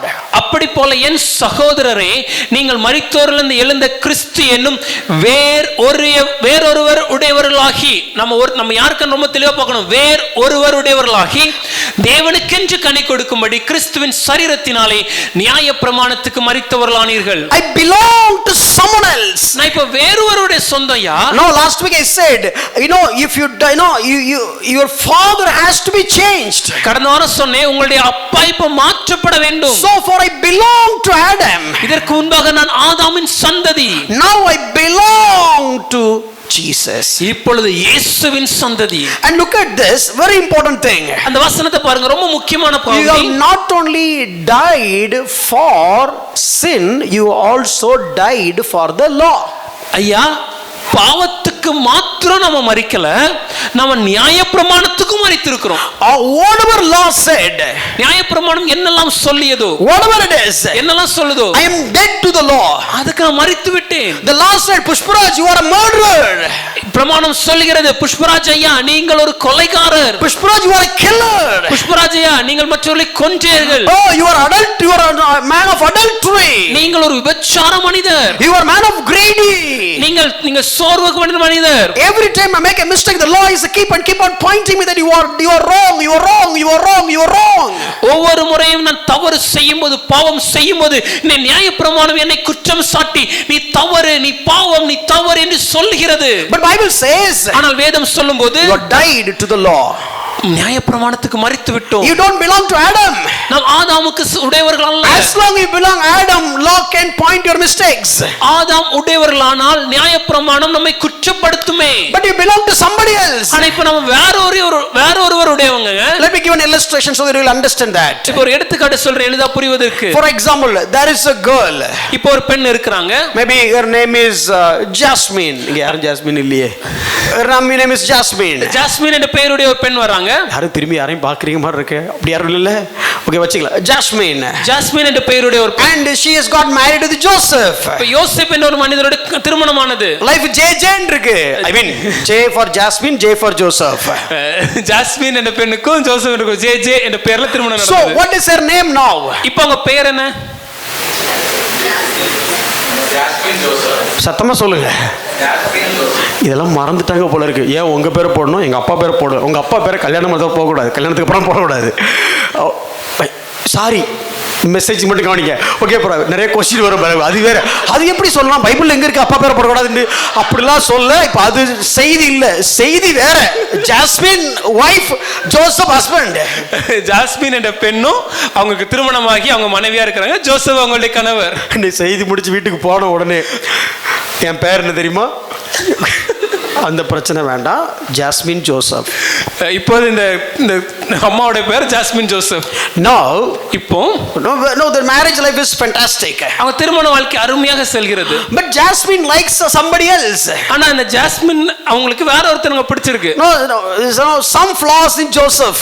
யோசேப்பு கிட்ட ஏதோ ஒரு கொஞ்சம் தவறுகள் இருக்கு. And Jasmine said, ஆகவே jasmine சொல்லும்போது, I like Jacob. எனக்கு ஜேக்கப் பிடிச்சிருக்கு. So rather than having Jasmine Joseph, can I say Jasmine Jacob here also JJ? Jasmine ஜோசப்னு பேரை போட்டிருக்குவல்ல, ஜாஸ்மின் ஜேக்கப் வச்சுக்கிறேன், ஏன்னா ஜேக்கப் எனக்கு பிடிச்சிருக்கு, இங்கேயும் ஜே தான் வருதுன்னு சொல்லலாமா? Can I go along with him? அவரோட நான் செல்ல முடியுமா? If she go along with him, what does it mean? ஒருவேளை அப்படி போனாங்கன்னா அதுக்கு பேர் என்ன? அதுக்கு பேர் என்ன சொல்லுங்க? அதுக்கு பேர் என்ன? Adultery. அதற்கு பேர் தான் விபச்சாரம். If Joseph is dead, ஒருவேளை யோசேப்பு மரித்து விட்டார்னா, சாகடிக்கப்பட்டார் இல்ல, செத்துட்டார்னா, not killed but actually died. Already I have Jacob in my mind. ஏற்கனவே யாக்கோபு மனசுல இருக்காரு. So let me finish Joseph. No, not that. அப்படியெல்லாம் இல்லைங்க. Joseph is dead. நேச்சுரல் காசஸ்ல யோசேப்பு மரித்து விட்டார். Now Jasmine is thought. இப்போ ஜாஸ்மின் என்ன நினைக்கிறாங்க? Okay, I have been delivered from the covenant or the legal bonding that I had with Joseph because Joseph is dead. எனக்கும் யோசேப்புக்கும் இருந்த அந்த உடன்படிக்கை என்னும் பந்தம், இந்த லீகல் பாண்ட், இந்த திருமண பந்தம் என்பது இப்பொழுது முடிந்து விட்டது. ஏனென்றால் யோசேப்பு மரித்து விட்டார். Now I am free for that covenant. இப்போ அந்த உடன்படிக்கையிலிருந்து நான் விடுதலையாக்கப்பட்டேன். I am legally free. நான் சட்டப்படி விடுதலையாக இருக்கிறேன். Understand my point very clearly. நான் சொல்றது நல்லா புரிஞ்சுக்கோங்க. This is not a divorce but dissolving of marriage. ஐயா, இது விவாகரத்து அல்ல, நியாய பிரமாணத்தின்படி இல்ல சட்டத்தின்படி அந்த திருமணம் முடிந்து விட்டது. If it is a divorced, ஒருவேளை அது விவாகரத்துனா, Joseph is still alive. யோசேப்பு இன்னும் உயிரோடு இருக்கிறார்னா, I will go to Jacob and I said he is my ex. நான் யோசேப்பிட்ட போயிட்டு சொல்லும்போது அவருடைய பழைய கணவர், இதெல்லாம் டெர்மினாலஜி வச்சுக்கலாம், அது my ex, அவருடைய பழைய கணவர். So this is the marriage is not getting dissolved but divorced. திருமணம் வந்து இங்க ஒரு விவாகரத்து நடக்க தவிர அது முடிஞ்சு போகல, விவாகம் கலஞ்சு போகல. அவர் இன்னும் இருக்கிறார், விவாகம் ரத்து தான் வந்திருக்கு, பட் ஸ்டில் விவாகம் இருக்கு. The marriage is still there, it is only a divorce, it is not dissolved because the person is still alive. But if Joseph is dead, ஆனா ஒருவேளை யோசேப்பு மரித்து விட்டார்னா, literally dead, உண்மையாகவே இறந்து விட்டார். and this guy, now this girl, இப்போ இந்த பெண்மணி and looking for Jacob, நான் யாக்கோபை பார்த்து, and now she is free to marry Jacob, ஜேக்கபை திருமணம் பண்ணுவதற்கு and எல்லா now அதிகாரமும் உண்டு. her name became Jasmine Jacob. இப்போ நம்மோட பெயர் ஜாஸ்மின் ஜேக்கப்னு மாறுகிறது. And in the certificate everything her husband is Jacob now. அதே போல எல்லா சர்டிபிகேட் ஆவணங்கள் எல்லாவற்றிலுமே ஜாஸ்மின் ஜேக்கப்னு பேர் மாற்றம். No more Joseph in her life. இதற்கு மேல யோசேப்பு வாழ்க்கையில கிடையாது. Because he dead and buried. ஏன்னா அவர் மரித்து அடக்கம் பண்ணப்பட்டார். In that same way, அதே போல our old husband was sin. நம்மளுடைய பழைய கணவர் யாருன்னா பாவம். And the law, நியாய பிரமாணம். and now it is not just divorced but dissolved. இப்போ இங்க விவாகரத்து இல்ல, இங்க விவாகத்தை அது முடிச்சிட்டாங்க. I have not just got the breakup with my sin but I died for my sin. என்னுடைய பாவத்துக்கு கூட எனக்கு ஒரு பிரச்சனை ஏற்பட்டு பிரேக்கப் பண்ணலையா, என் பாவத்துக்கு நான் மரித்து விட்டேன். Who is your old husband? ஐயா, உங்களுடைய பழைய கணவர் யாரு? அது எப்படி எனக்கு இப்பதான் ஹஸ்பண்ட் சொல்லிடாதீங்க. Who is your old husband? எங்களுடைய பழைய கணவர் யார்? Now who is your new husband? இப்ப புது கணவர் யாரு? டக்குனு பக்கத்துல இவங்க தான் அப்படின்றாங்க. Jesus, இயேசு. I was married with sin and the law. நான் முன்பு பாவத்தோடும் பிரமாணத்தோடும் திருமணமானவன். So it is not divorced but dissolved. இங்க விவாகரத்து நடக்கல, இந்த விவாகம் இப்பொழுது முடிந்து விட்டது. Because he is dead. அவர் மரித்து விட்டான். Sinful body is dead. பாவ சுபாவம் மரித்து போனது. And I died to the law. நியாய பிரமாணத்துக்கு மரித்து Now I விட்டேன். got married with Jesus Christ. இப்பொழுது இயேசுவோடு கூட எனக்கு திருமணமாகிறது. Now my name has been changed. இப்போ என் பேர் மாறியது. Earlier my name is Pushparaj sin. முன்னாடி என்னுடைய பெயர் புஷ்பராஜ் ஐயா பாவி. Pushparaj the law of Mosaic as a blameful person. இல்ல, நான் நியாய பிரமாணத்தின்படி, மோசேயின் பிரமாணத்தின்படி ஒரு தோல்வி அடைந்த ஒரு மனிதர், blameful person, குற்றவாளி. But now ஆனா இப்பொழுது I am like a Pushparaj Jesus. இப்போ என் பெயர் புஷ்பராஜ் ஐயா இயேசு. இதை மட்டும் கட் பண்ணி போட்டு அவரை ஜீசஸ்னு கிளைம் பண்ற பாருங்க அப்படின்னு போட்டுறாதீங்க, அப்படி சொல்ல வரல. Now I got the wedding wedded with Jesus. இப்பொழுது மணவாளனாகிய இயேசுவோடு கூட எனக்கு திருமணம் ஆகிறது. My name has been changed. என் பெயர் மாறியது. My nature has been changed. சுபாவம் மாறியது. Now my character has been changed. என் குணங்கள் மாறியது. Nobody can come and take any rights over me. பழைய யாருமே என்கிட்ட வந்து அவங்களுடைய அதிகாரத்தை மேல செய்ய Law முடியாது. cannot come. பிரமாணம் வர முடியாது. And Joseph cannot come. Joseph வர முடியாது. Sin cannot come. பாவம் வர முடியாது. I am with Jesus. நான் இயேசுவோடு இருக்கிறேன். And I have become a blameless person, which means I am righteous. குற்றம் சாட்டப்பட முடியாத ஒரு மனிதனாக நீதிமானாக மாறினேன். You know, the concept of death you need to understand very clearly. இந்த இந்த காரியத்தை குறித்து நம்ம தெளிவா புரிஞ்சுக்கணும். For example, if a person has done some mistake, ஒரு உதாரணத்திற்கு ஒரு மனிதன் ஒரு குற்றம் செய்து விட்டார், and the court has given life imprisonment warrant. இப்ப நீதிமன்றத்துல அவருக்கு ஆயுட்கால தண்டனைன்னு சொல்லி தீர்ப்பு எழுதுறாங்க. So police is coming to arrest him. இப்ப காவல்துறை அதிகாரிகள் கைது பண்ண வராங்க. The house was surrounded by a lot of people. ஆனா வீட்டு கிட்ட வந்த உடனே வீடு சுற்றி பயங்கர கூட்டம். And they are taking their guns. அவங்க தங்களுடைய துப்பாக்கிகளை எடுக்கறாங்க. Taking the weapons. அவங்களுடைய ஆயுதங்களை எடுக்கறாங்க. Whoever comes. யார் வந்தாலும் சரி. We got the court order. எங்க கிட்ட நீதிமன்றத்தின் அனுமதி இருக்கு. Let's go and arrest him. இந்த உத்தரவு வச்சு நாங்க அவரை கைது செய்வோம். So let's go inside. உள்ள போய் பாக்கும்போது move. தள்ளுங்க. If anybody is come, we'll fire you. யாராவது வந்தீங்கன்னா உங்களை சுட்டுவோம். And I will get that person. நிச்சயமாக அவரை I கைது just செய்வேன். went to that place. அவரு கதை உடைச்சு உள்ள போகும்போது And they saw அங்க பாக்கும்போது that person is already dead. அந்த மனுஷன் ஏற்கனவே மரித்து விட்டார். Now it is not a man. இப்போ ஒரு மனிதர் அல்ல, It is a corpse. அது ஒரு பிணம். Can you stimulate corpse? இப்போ இந்த பிணத்தை கைது செய்ய முடியுமா? Can you blame corpse? இல்ல இந்த பிணத்தை குற்றம் சொல்ல முடியுமா? Can you arrest corpse? இல்ல இந்த பிணத்தை கைதாது பண்ண முடியுமா? Can you drag the carcasses to the jail? இந்த செத்த மனிதனுடைய இந்த சரீரத்தை சிறைக்கு இழுத்து செல்ல முடியுமா? So that is how you and me should react when it comes to sin. இப்படிதான் நீங்களும் நானும் பாவம் வரும்போது இப்படிதான் இருக்கணும். Sin cannot stimulate you. பாவம் எங்களை உணர்ச்சி வசப்படுத்த முடியாது. Even if you go and just kick the carcass and kick the body, it will never react. ஒருவேளை அந்த செத்த மனுஷனுடைய பணத்தை நீங்க போய் உதைச்சு பார்த்தாலும் ஏதோ செஞ்சாலும் அது அசைய கூட செய்யாது. மரியாதையா பேசு அப்படிலாம் சொல்லாதது. The dead body will not ask us to speak in a right manner. In that same way, அதே போல your standard is, உங்களுடைய தகுதி, your status, உங்களுடைய நிலைமை, your position is, உங்களுடைய ஸ்தானம், and your power is, உங்களுடைய வல்லமை. when it comes to sin, பாவம் வரும்போது sin cannot come and break you. பாவம் வந்து உங்களை தொட முடியாது. Sin cannot come and kick you. பாவம் வந்து உங்களை உதைக்க முடியாது. Sin cannot come and drag you. பாவம் வந்து உங்களை இழுக்க முடியாது. Sin cannot have any power over you. பாவத்திற்கு உங்க மேல எந்த அதிகாரமும் கிடையாது. Because you are dead to sin. ஏன்னா நாம் பாவத்திற்கு மரித்து விட்டோம். And you are dead to the law. பிரமாணத்திற்கு மரித்து விட்டோம். Nobody can come and mock you. யாரு வந்து நம்மளை குற்றம் சொல்ல The முடியும்? law cannot come and tell you that you are guilt.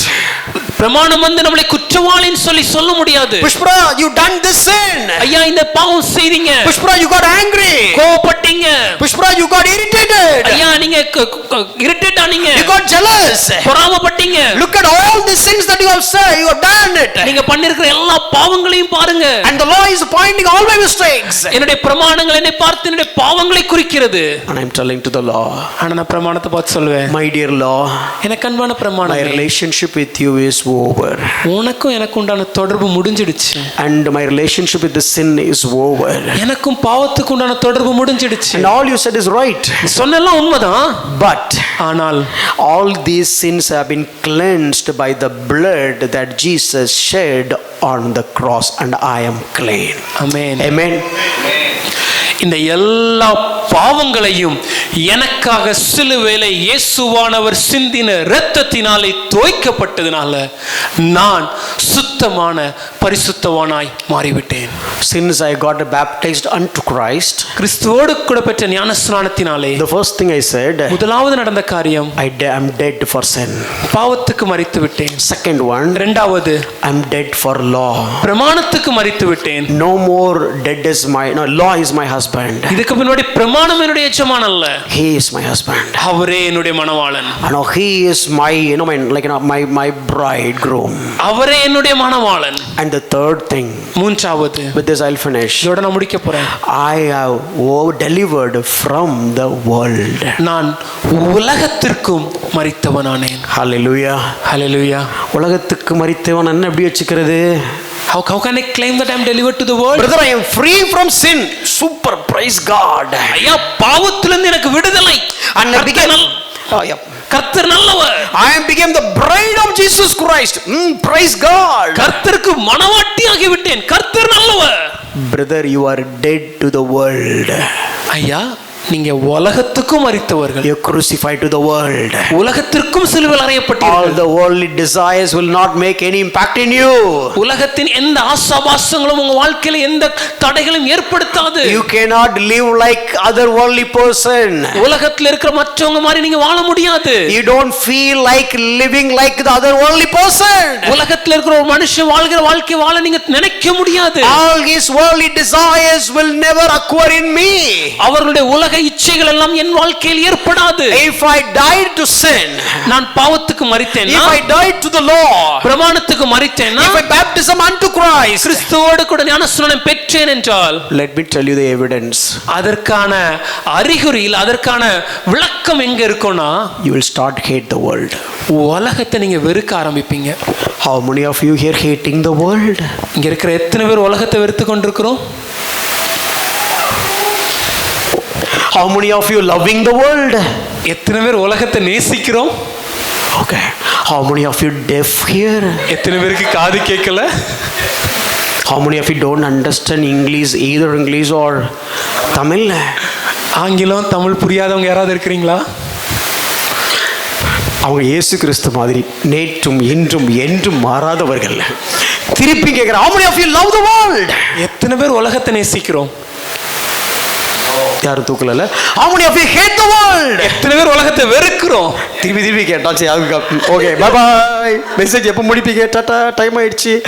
Time இருக்குன்னோ. Last point, கடைசியான ஒரு காரியம்.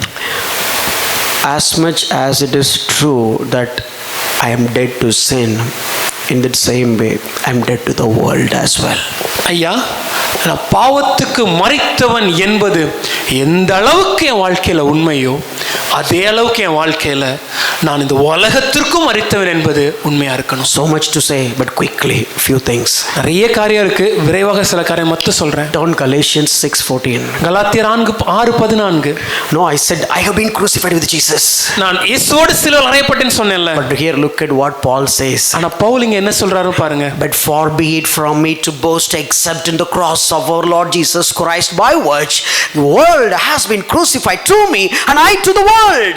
நானோ நம்முடைய கர்த்தராகிய இயேசு கிறிஸ்துவின் சிலுவையை குறித்தே அல்லாமல் வேற ஒன்றையும் குறித்து மேன்மை பாராட்டாதிருப்பேனாக. அவரால் உலகம் எனக்கு சிலுவையில் அறையுண்டிருக்கிறது, நானும் உலகத்திற்கு சிலுவையில் அறையுண்டிருக்கிறேன். I have so much to say in this. ஐயா சொல்றதுக்கு நிறைய இருக்கு. Look at Paul's language. பவுலோட அந்த வாக்கியங்களை பாருங்க. How rich, எவ்வளவு மேன்மையாக, how much essence, எவ்வளவு ஆழமாக, how much truth. எவ்வளவு சத்தியமாக. The Bible is talking about 3 crucifixion. வேதம் 3 விதமான சிலுவையில் அறைகிறதை குறித்து Christ பேசுகிறது. crucified, கிறிஸ்து அறையப்பட்டார், I crucified, நானும் சிலுவையில் அறையப்பட்டேன், world crucified. உலகம் சிலுவையில் So when அறையப்பட்டது. it comes to crucifixion, இந்த 3 சிலுவையில் அறைதலை you need to பார்க்கும்போது understand all these 3 crucifixions. இந்த 3 காரியத்தை நாம் புரிந்து கொள்ள வேண்டும். When Christ crucified, கிறிஸ்து அறையப்பட்ட போது oh, I know, I tasted the love of the Savior. நான் இரட்சகரின் அன்பை பார்த்து I ருசித்தேன். got peace with the Father.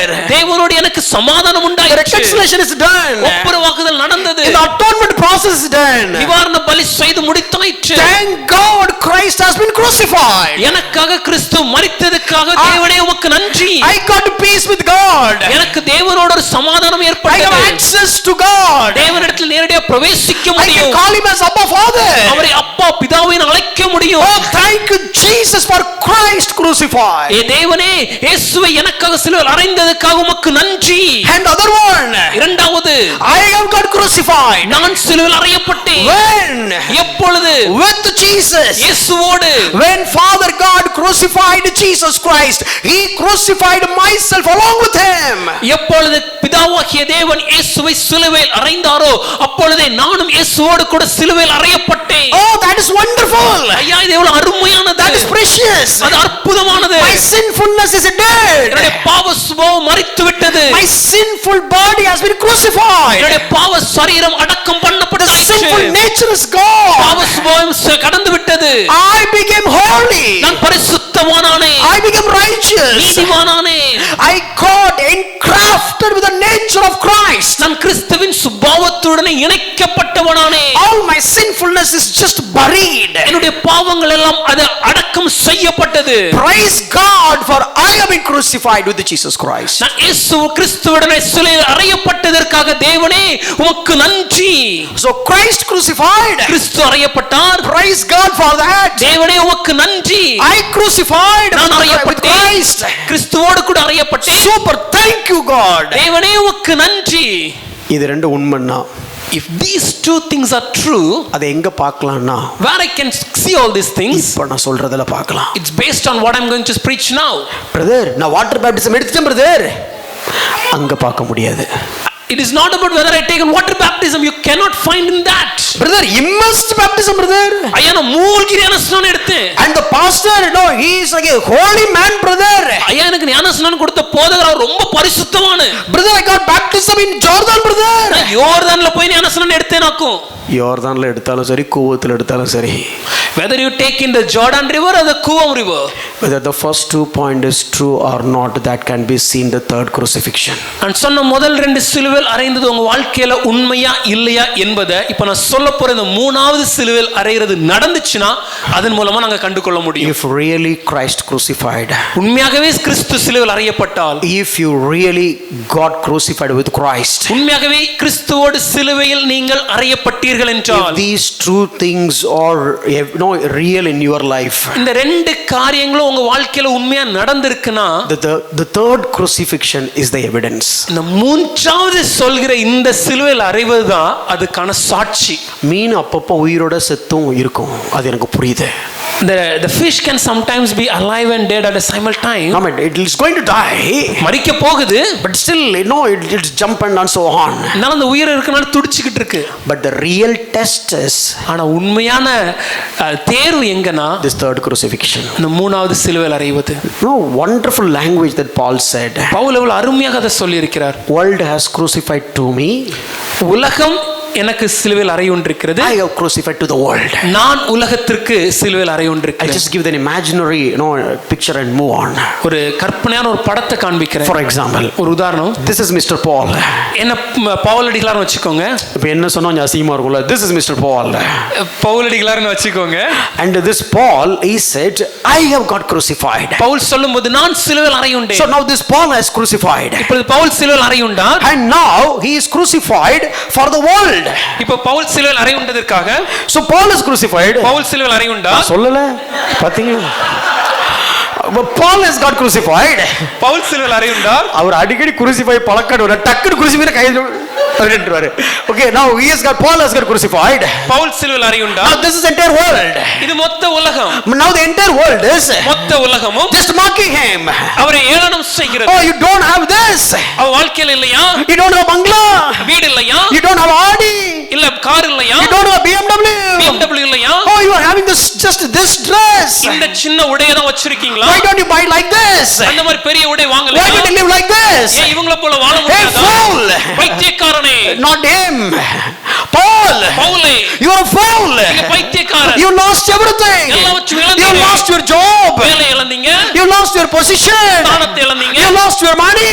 பணத்தை இழந்தீங்க. You lost all your people. இல்ல ஜனத்தை இழந்தீங்க. And now you became naked. இப்பொழுது நிர்வாணமா You இருக்கீங்க. got stoned. கல்லெறியப்பட்டீங்க. And you got beaten to death. மரணத்துக்கு கல்லெறியப்பட்டீங்க. Many times. பல நேரத்துல And no, you have been insulted. எல்லாராலும் அவமானப்படுத்தப்பட்டீங்க. Have been mocked. எல்லாராலும் ஏளனப்படுத்தப்பட்டீங்க. Still, don't you know all these things? இன்னும் இருந்து உங்களுக்கு புரியலையா?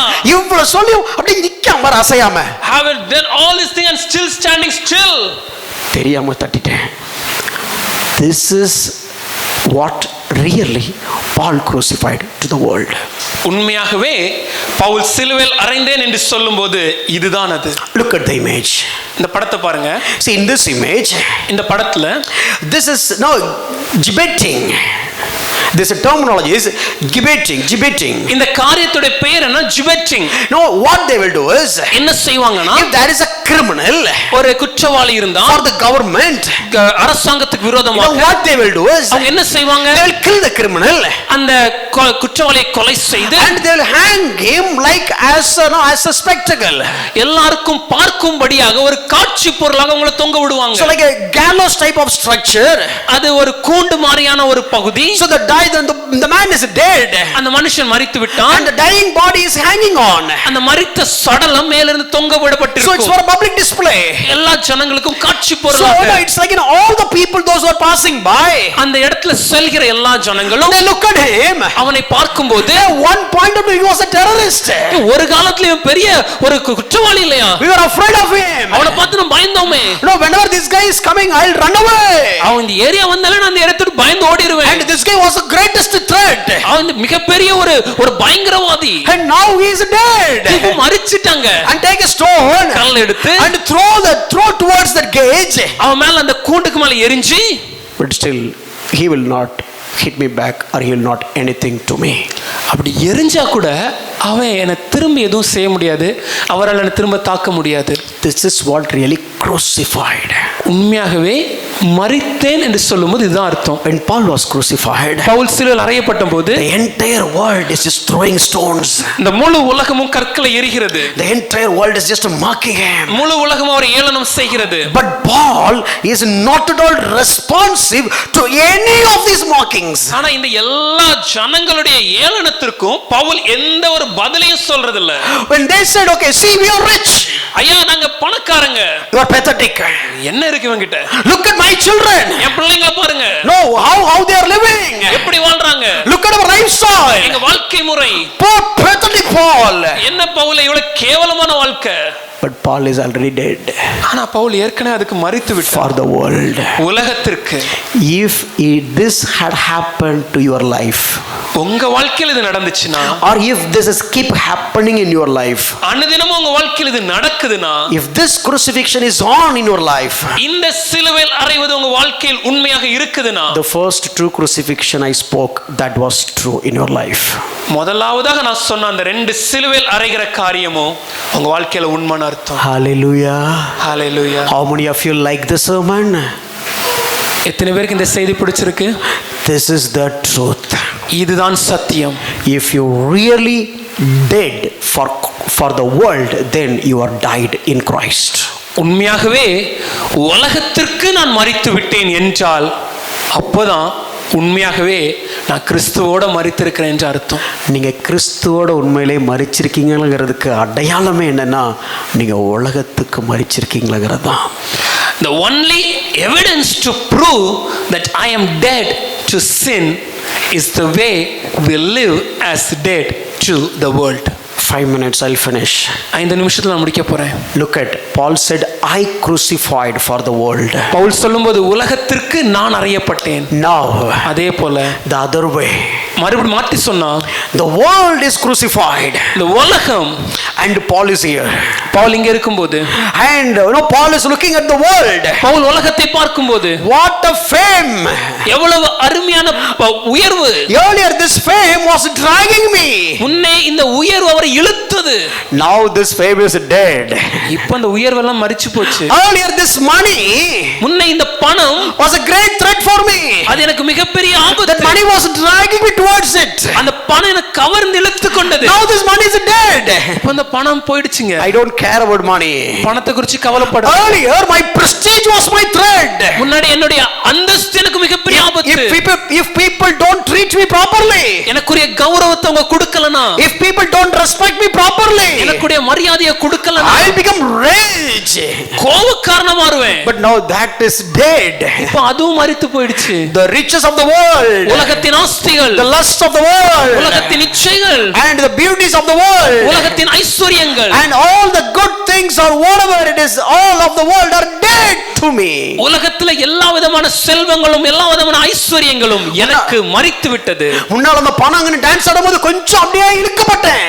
When the money was come before me and it was dancing, I was little bit attracted towards it. But ஆனா now இப்பொழுது the world has crucified. உலகம் சிலுவையில் அறையப்பட்டது. சிலுவையில் இருக்கிற ஒருத்தனால எனக்கு ஒண்ணுமே பண்ண முடியாது. A man who is crucified in the cross cannot do anything to me. He cannot make any impact on me. அவரால என் வாழ்க்கையில் எந்த தாக்கத்தையும் ஏற்படுத்த முடியாது. Because he is crucified. ஏன் அவர் அறையப்பட்டு விட்டார். He cannot pull me. அவரை இழுக்க முடியாது. He cannot drag me. அவரை இழுக்க முடியாது. He cannot entice me. அவரை கவர முடியாது. He cannot pull me. அவரை இழுக்க முடியாது. He cannot give lust to me. அவர் எனக்கு இச்சையை கொடுக்க முடியாது. Because it's a body. ஏன் அது செத்த பிணமையா. The world is dead. உலகம் மரித்து விட்டது. If the world is dead to you, உங்க வாழ்க்கையில் உலகம் மரிச்சிடுச்சுனா, and if you are dead to the world, நீங்க உலகத்திற்கு மரித்தவர்களானீர்களானால், if the world is crucified for you, உலகம் உங்களுக்கு சிலுவையில் அறையுண்டது போல் இருக்குமா, and if you got crucified to the world, நீங்கள் உலகத்திற்கு சிலுவையில் அறையுண்டவர்களானீர்களானால், you are really crucified with God, crucified with Jesus Christ. உண்மையாகவே இப்படி இருந்துச்சுனா தான் நம்ம கிறிஸ்துவோடு சிலுவையில் அறையப்பட்டிருக்கிறோம்னு அர்த்தம். I'll just read one statement of Charles Spurgeon and finish. Charles Spurgeon சொன்ன ஒரு காரியத்தை சொல்லி நான் முடிக்க போறேன். கேட்கிறதுக்கு நல்லா இருக்கும். All these things will be so good to hear. You need to check, is it really true in your life? ஆனா இது என் வாழ்க்கையில உண்மையா இருக்குதான்னு நம்மள பரிசோதித்து பார்க்கணும். Let us glory in the cross because it gives the world's glory and honor and power. இந்த சிலுவையிலே நான் மேன்மை பாராட்டுவேன். ஏனென்றால் இந்த உலகத்தின் மேன்மை, உலகத்தின் கௌரவம், உலகத்தின் வல்லமை அவை அனைத்தும் சிலுவையிலே அறையப்பட்டு விட்டது. அல்லது இப்படி சொல்லலாம் பாருங்களேன், ஐ க்ளோரிஃபை, நான் சிலுவையில் மேன்மை பாராட்டுகிறேன். ஏன்னா இந்த உலகத்தோட வல்லமை மரியாதை எல்லாம் ஏமன்னு செத்து தொங்குற போன மாதிரி. I glory in the cross alone because the honor, the power and the glory of the world is for me as a lying carcass before me. This is the world is crucified for me. இந்த உலகம் எனக்கு முன்பாக சிலுவையில் அறையப்பட்டிருக்கிறது. In the other way, அத மாத்தி சொல்லணும்னா, Spurgeon says in this way, Spurgeon இப்படியாக சொல்கிறார், let us glory in the cross சிலுவையிலே மேன்மை பாராட்டுவோம். when men take us from all other glory. மத்த எல்லா மகிமையும் மேன்மை என்கிட்ட இருந்து எடுத்துட்டாலும், அத இப்படி வச்சுக்கலாம், go ahead, எல்லா மேன்மையும் இருந்து எடுத்துட்டாலும் அந்த சிலுவையிலே மேன்மை பாராட்டுவேன். அதாவது another way, நான் அப்படி சிலுவையில் அறையப்பட்ட உடனே, when I'm crucified in the cross, அவன் வந்துட்டு உன்ட இது இல்ல, when the people come and say you don't have this, என்கிட்ட இருக்கிற உன்ட இது இல்லையே, whatever things I have you don't have, இப்படி வாழ்க்கை உன்கிட்ட இல்ல, you don't have this kind of things, நீ என்ன இப்படி இருக்கிற, why are you living like this, you are like weak, பலவீன, you are not rich, நீ ஐஸ்வர்யவான் you அல்ல, are not educated, படித்தவன் அல்ல, you don't have future, எதிர்காலம் இல்ல, I have this, என்கிட்ட இது இருக்கு, I have that, அது இருக்கு, I have this many people, இவ்வளவு ஜனங்கள் இருக்காங்க, this many riches, இவ்வளவு ஆஸ்தி இருக்கு, all these things I have, இதெல்லாம் என்கிட்ட இருக்கு. what do you have? உன்கிட்ட என்னையா இருக்கு? I glorify the cross. உன்கிட்ட இல்ல, என்கிட்ட இருக்கு என்ன தெரியுமா? cross இருக்கு. நான் சிலுவையிலே மேன்மை பாராட்டுவேன். ஏனென்றால் whatever things you have, you don't have one thing which I have, that is cross. The banner of complete victory is always under about cross which is won the world. நம்ம இந்த உலகத்தின் மேல ஜெயிக்கிற ஜெயத்தோடைய வெற்றி கொடி எதுனா சிலுவை மாத்திரமே. Now let me recap quickly because very important doctrine all these things. மிக முக்கியமான ஒரு சத்தியம், அதனால விரைவாக ஒரு சின்ன சுருக்கமா சொல்லி நான் முடிக்க விரும்புறேன். How many of you are able to follow completely? எத்தனை பேருக்கு நான் சொல்றது முழுசா புரிஞ்சது? Very important thing. ஐயா, ரொம்ப முக்கியமான ஒரு சத்தியம் இது. I got baptized unto Jesus Christ. நான் கிறிஸ்துவுடனே கூட ஞானஸ்நானம் பெற்றேன். Baptized unto Christ. கிறிஸ்துவுடனே கூட ஞானஸ்நானம் means அதுக்கு அர்த்தம் என்னன்னா, I got crucified with Jesus. கிறிஸ்துவோடு சிலுவையில் அறையப்பட்டேன். I was dead with Jesus. கிறிஸ்துவோடு மரித்தேன். I was buried with Jesus. கிறிஸ்துவோடு அடக்கம் பண்ணப்பட்டேன். I raised with Jesus. கிறிஸ்துவோடு உயிர் தெழும்பினேன். God crucified Jesus. தேவன் கிறிஸ்துவை சிலுவையில் அறைந்தார். God determined. தேவன் முன் குறித்தார். The same God determined my crucifixion as well. அதே தேவன் தான் கிறிஸ்துவோடு நான் சிலுவையில் அறையப்பட வேண்டும் என்பதை முன்குறித்தார். It's not my choice. இது என்னுடைய முடிவல்ல, God's plan. இது தேவ திட்டம். Before the foundations of the world, உலக தோற்றத்திற்கு முன்பாக He crucified me. He decided to crucify me with Jesus. என்னை இயேசுவோடு கூட சிலுவையில் அறைய வேண்டும் என்பதை அவர் முன்குறித்தார். So I died to sin. பாவத்துக்கு மரித்தேன். When the hot iron went into the water, எப்படி அந்த இரும்பு கம்பி தண்ணிக்குள்ள போகும்போது lost its nature of heat. தன்னுடைய உஷ்ண சுபாவத்தை இழந்ததோ, My sinfulness is gone. என்னுடைய பாவ சுபாவம் And போய்விட்டது. when I raised with Jesus, நான் கிறிஸ்துவோடு எழும்பும்போது I engrafted with the extraordinary plant. ஒரு மிகப்பெரிய அசாதாரணமான செடியோடு இணைக்கப்படுகிறேன். My old nature is gone. பழைய சுபாவம் அழிந்து விட்டது. Nature of sin is gone. பாவ சுபாவம் இல்லை.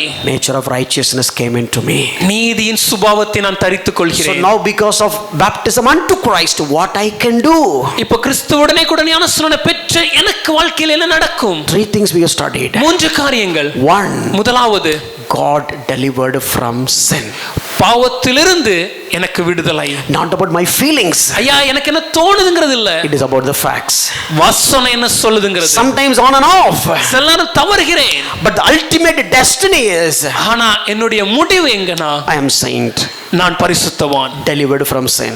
பாவத்திலிருந்து விடுதலை. Second, இரண்டாவது, delivered from the law. பிரமாணத்திலிருந்து விடுதலை. Earlier the law was pointing all my mistakes. முன்னே இந்த நியாயப்பிரமாணம் என்னை குற்றவாளி என்றது. Now by the blood of Jesus Christ, ஆனா இப்பொழுது இயேசுவின் இரத்தத்தினாலே all my ups and downs என்னுடைய தோல்விகள் எல்லாவற்றையும் are gone. Our மாற்றினாரே. Because earlier I was married with the law and sin. முன்னே நான் இந்த பிரமாணத்திற்கு உடன்படிக்கையோடு பிரமாணத்திற்கு நான் திருமணமானவனாக இருந்தேன். But now it is not divorce. The marriage is dissolved because of the death. இப்போ விவாகரத்து அல்ல, ஆனா அந்த பிரமாணம் மரித்ததனால அந்த விவாகம் முடிந்து விட்டது. I got united with Christ. நான் கிறிஸ்துவோடு கூட இணைக்கப்பட்டேன். Christ is my bridegroom. கிறிஸ்துவே என்னுடைய மணவாளன். My last name is Christ. Sorry, My last name is Christ. என்னுடைய பெயரின் அடையாளம், என்னுடைய பெயரின் இரண்டாவது பகுதி அது கிறிஸ்து. You know why we have been called as Christians? எதற்காக நம்மளை அழைக்கும்போது கிறிஸ்தவர்கள் என்று Which means அழைக்கிறார்கள். we got united baptism unto Christ. ஏன்னா நம்மளை பார்க்கும்போதே நாம் கிறிஸ்துவோடு இணைக்கப்பட்டு அவருடைய ஞானஸ்நானம் பெற்று விட்டோம். I delivered from this. இது எல்லாற்றிலும் எனக்கு விடுதலை And உண்டாயிற்று. the third one, மூன்றாவது, I delivered from the world.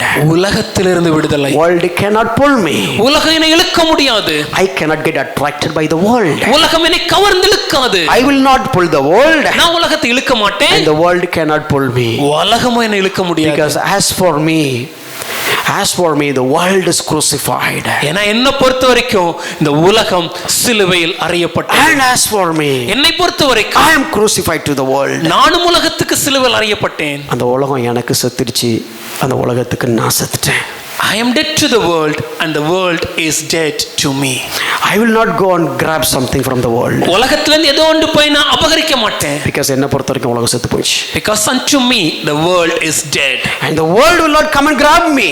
உலகம் என்னை வந்து இழுக்க முடியாது. Because when the world is coming, ஏன்னா உலகம் வரும்போது I am already dead. நான் ஏற்கனவே அதுக்கு செத்துட்டேன். For the worldly passions and the lust and desires. உலகத்தின் ஆசைக்கும் உலகத்தின் விருப்பத்துக்கும் உலகத்தின் இச்சைக்கும் உலகத்தின் ஆசாவாசங்களுக்கும் நான் மரித்து விட்டேன். My dear friend, எனக்கு அன்பான திருச்சபையே, do you have this experience in your life? உங்க வாழ்க்கையில இந்த அனுபவம் ஒரு உண்மையாக அனுதின வாழ்க்கையில் நடக்குதா? If it is there, then you are really saved. உண்மையாகவே இந்த அனுபவம் உங்க வாழ்க்கையில இருந்துச்சுன்னா நீங்க உண்மையாகவே ரட்சிக்கப்பட்டிருக்கீங்க. நீங்க ஞானஸ்நானம் எடுத்ததுனால சேவ் ஆக மாட்டீங்க. It's not about whether you take a water baptism and so you are saved. It's no. Since I got baptized, so I am saved. No. ஐயா நான் ஞானஸ்நானம் பெற்றேன் அப்ப நான் ரட்சிக்கப்பட்டேன் நான் கேட்டா இல்ல. If you really got baptized unto Christ, then you are saved. உண்மையாகவே கிறிஸ்துவுடனே கூட ஞானஸ்நானத்தை நீங்கள் பெற்றவர்களானால் நீங்கள் ரட்சிக்கப்பட்டவர்கள். No more sinner but saint. இனிமே நான் பாவி அல்ல, பரிசுத்தவான். No more child of Adam, child of Christ. இனிமே நான் ஆதாமின் சந்ததி அல்ல, நான் கிறிஸ்துவின் சந்ததி. No more belong to the world but belong to him. நான் உலகத்தினுடையவன் அல்ல, நான் கிறிஸ்துவினுடையவன். Amen. Amen. Hallelujah. Hallelujah. God bless you. Thank you. தேவன் உங்களை ஆசீர்வதிப்பாராக. ஆமென்.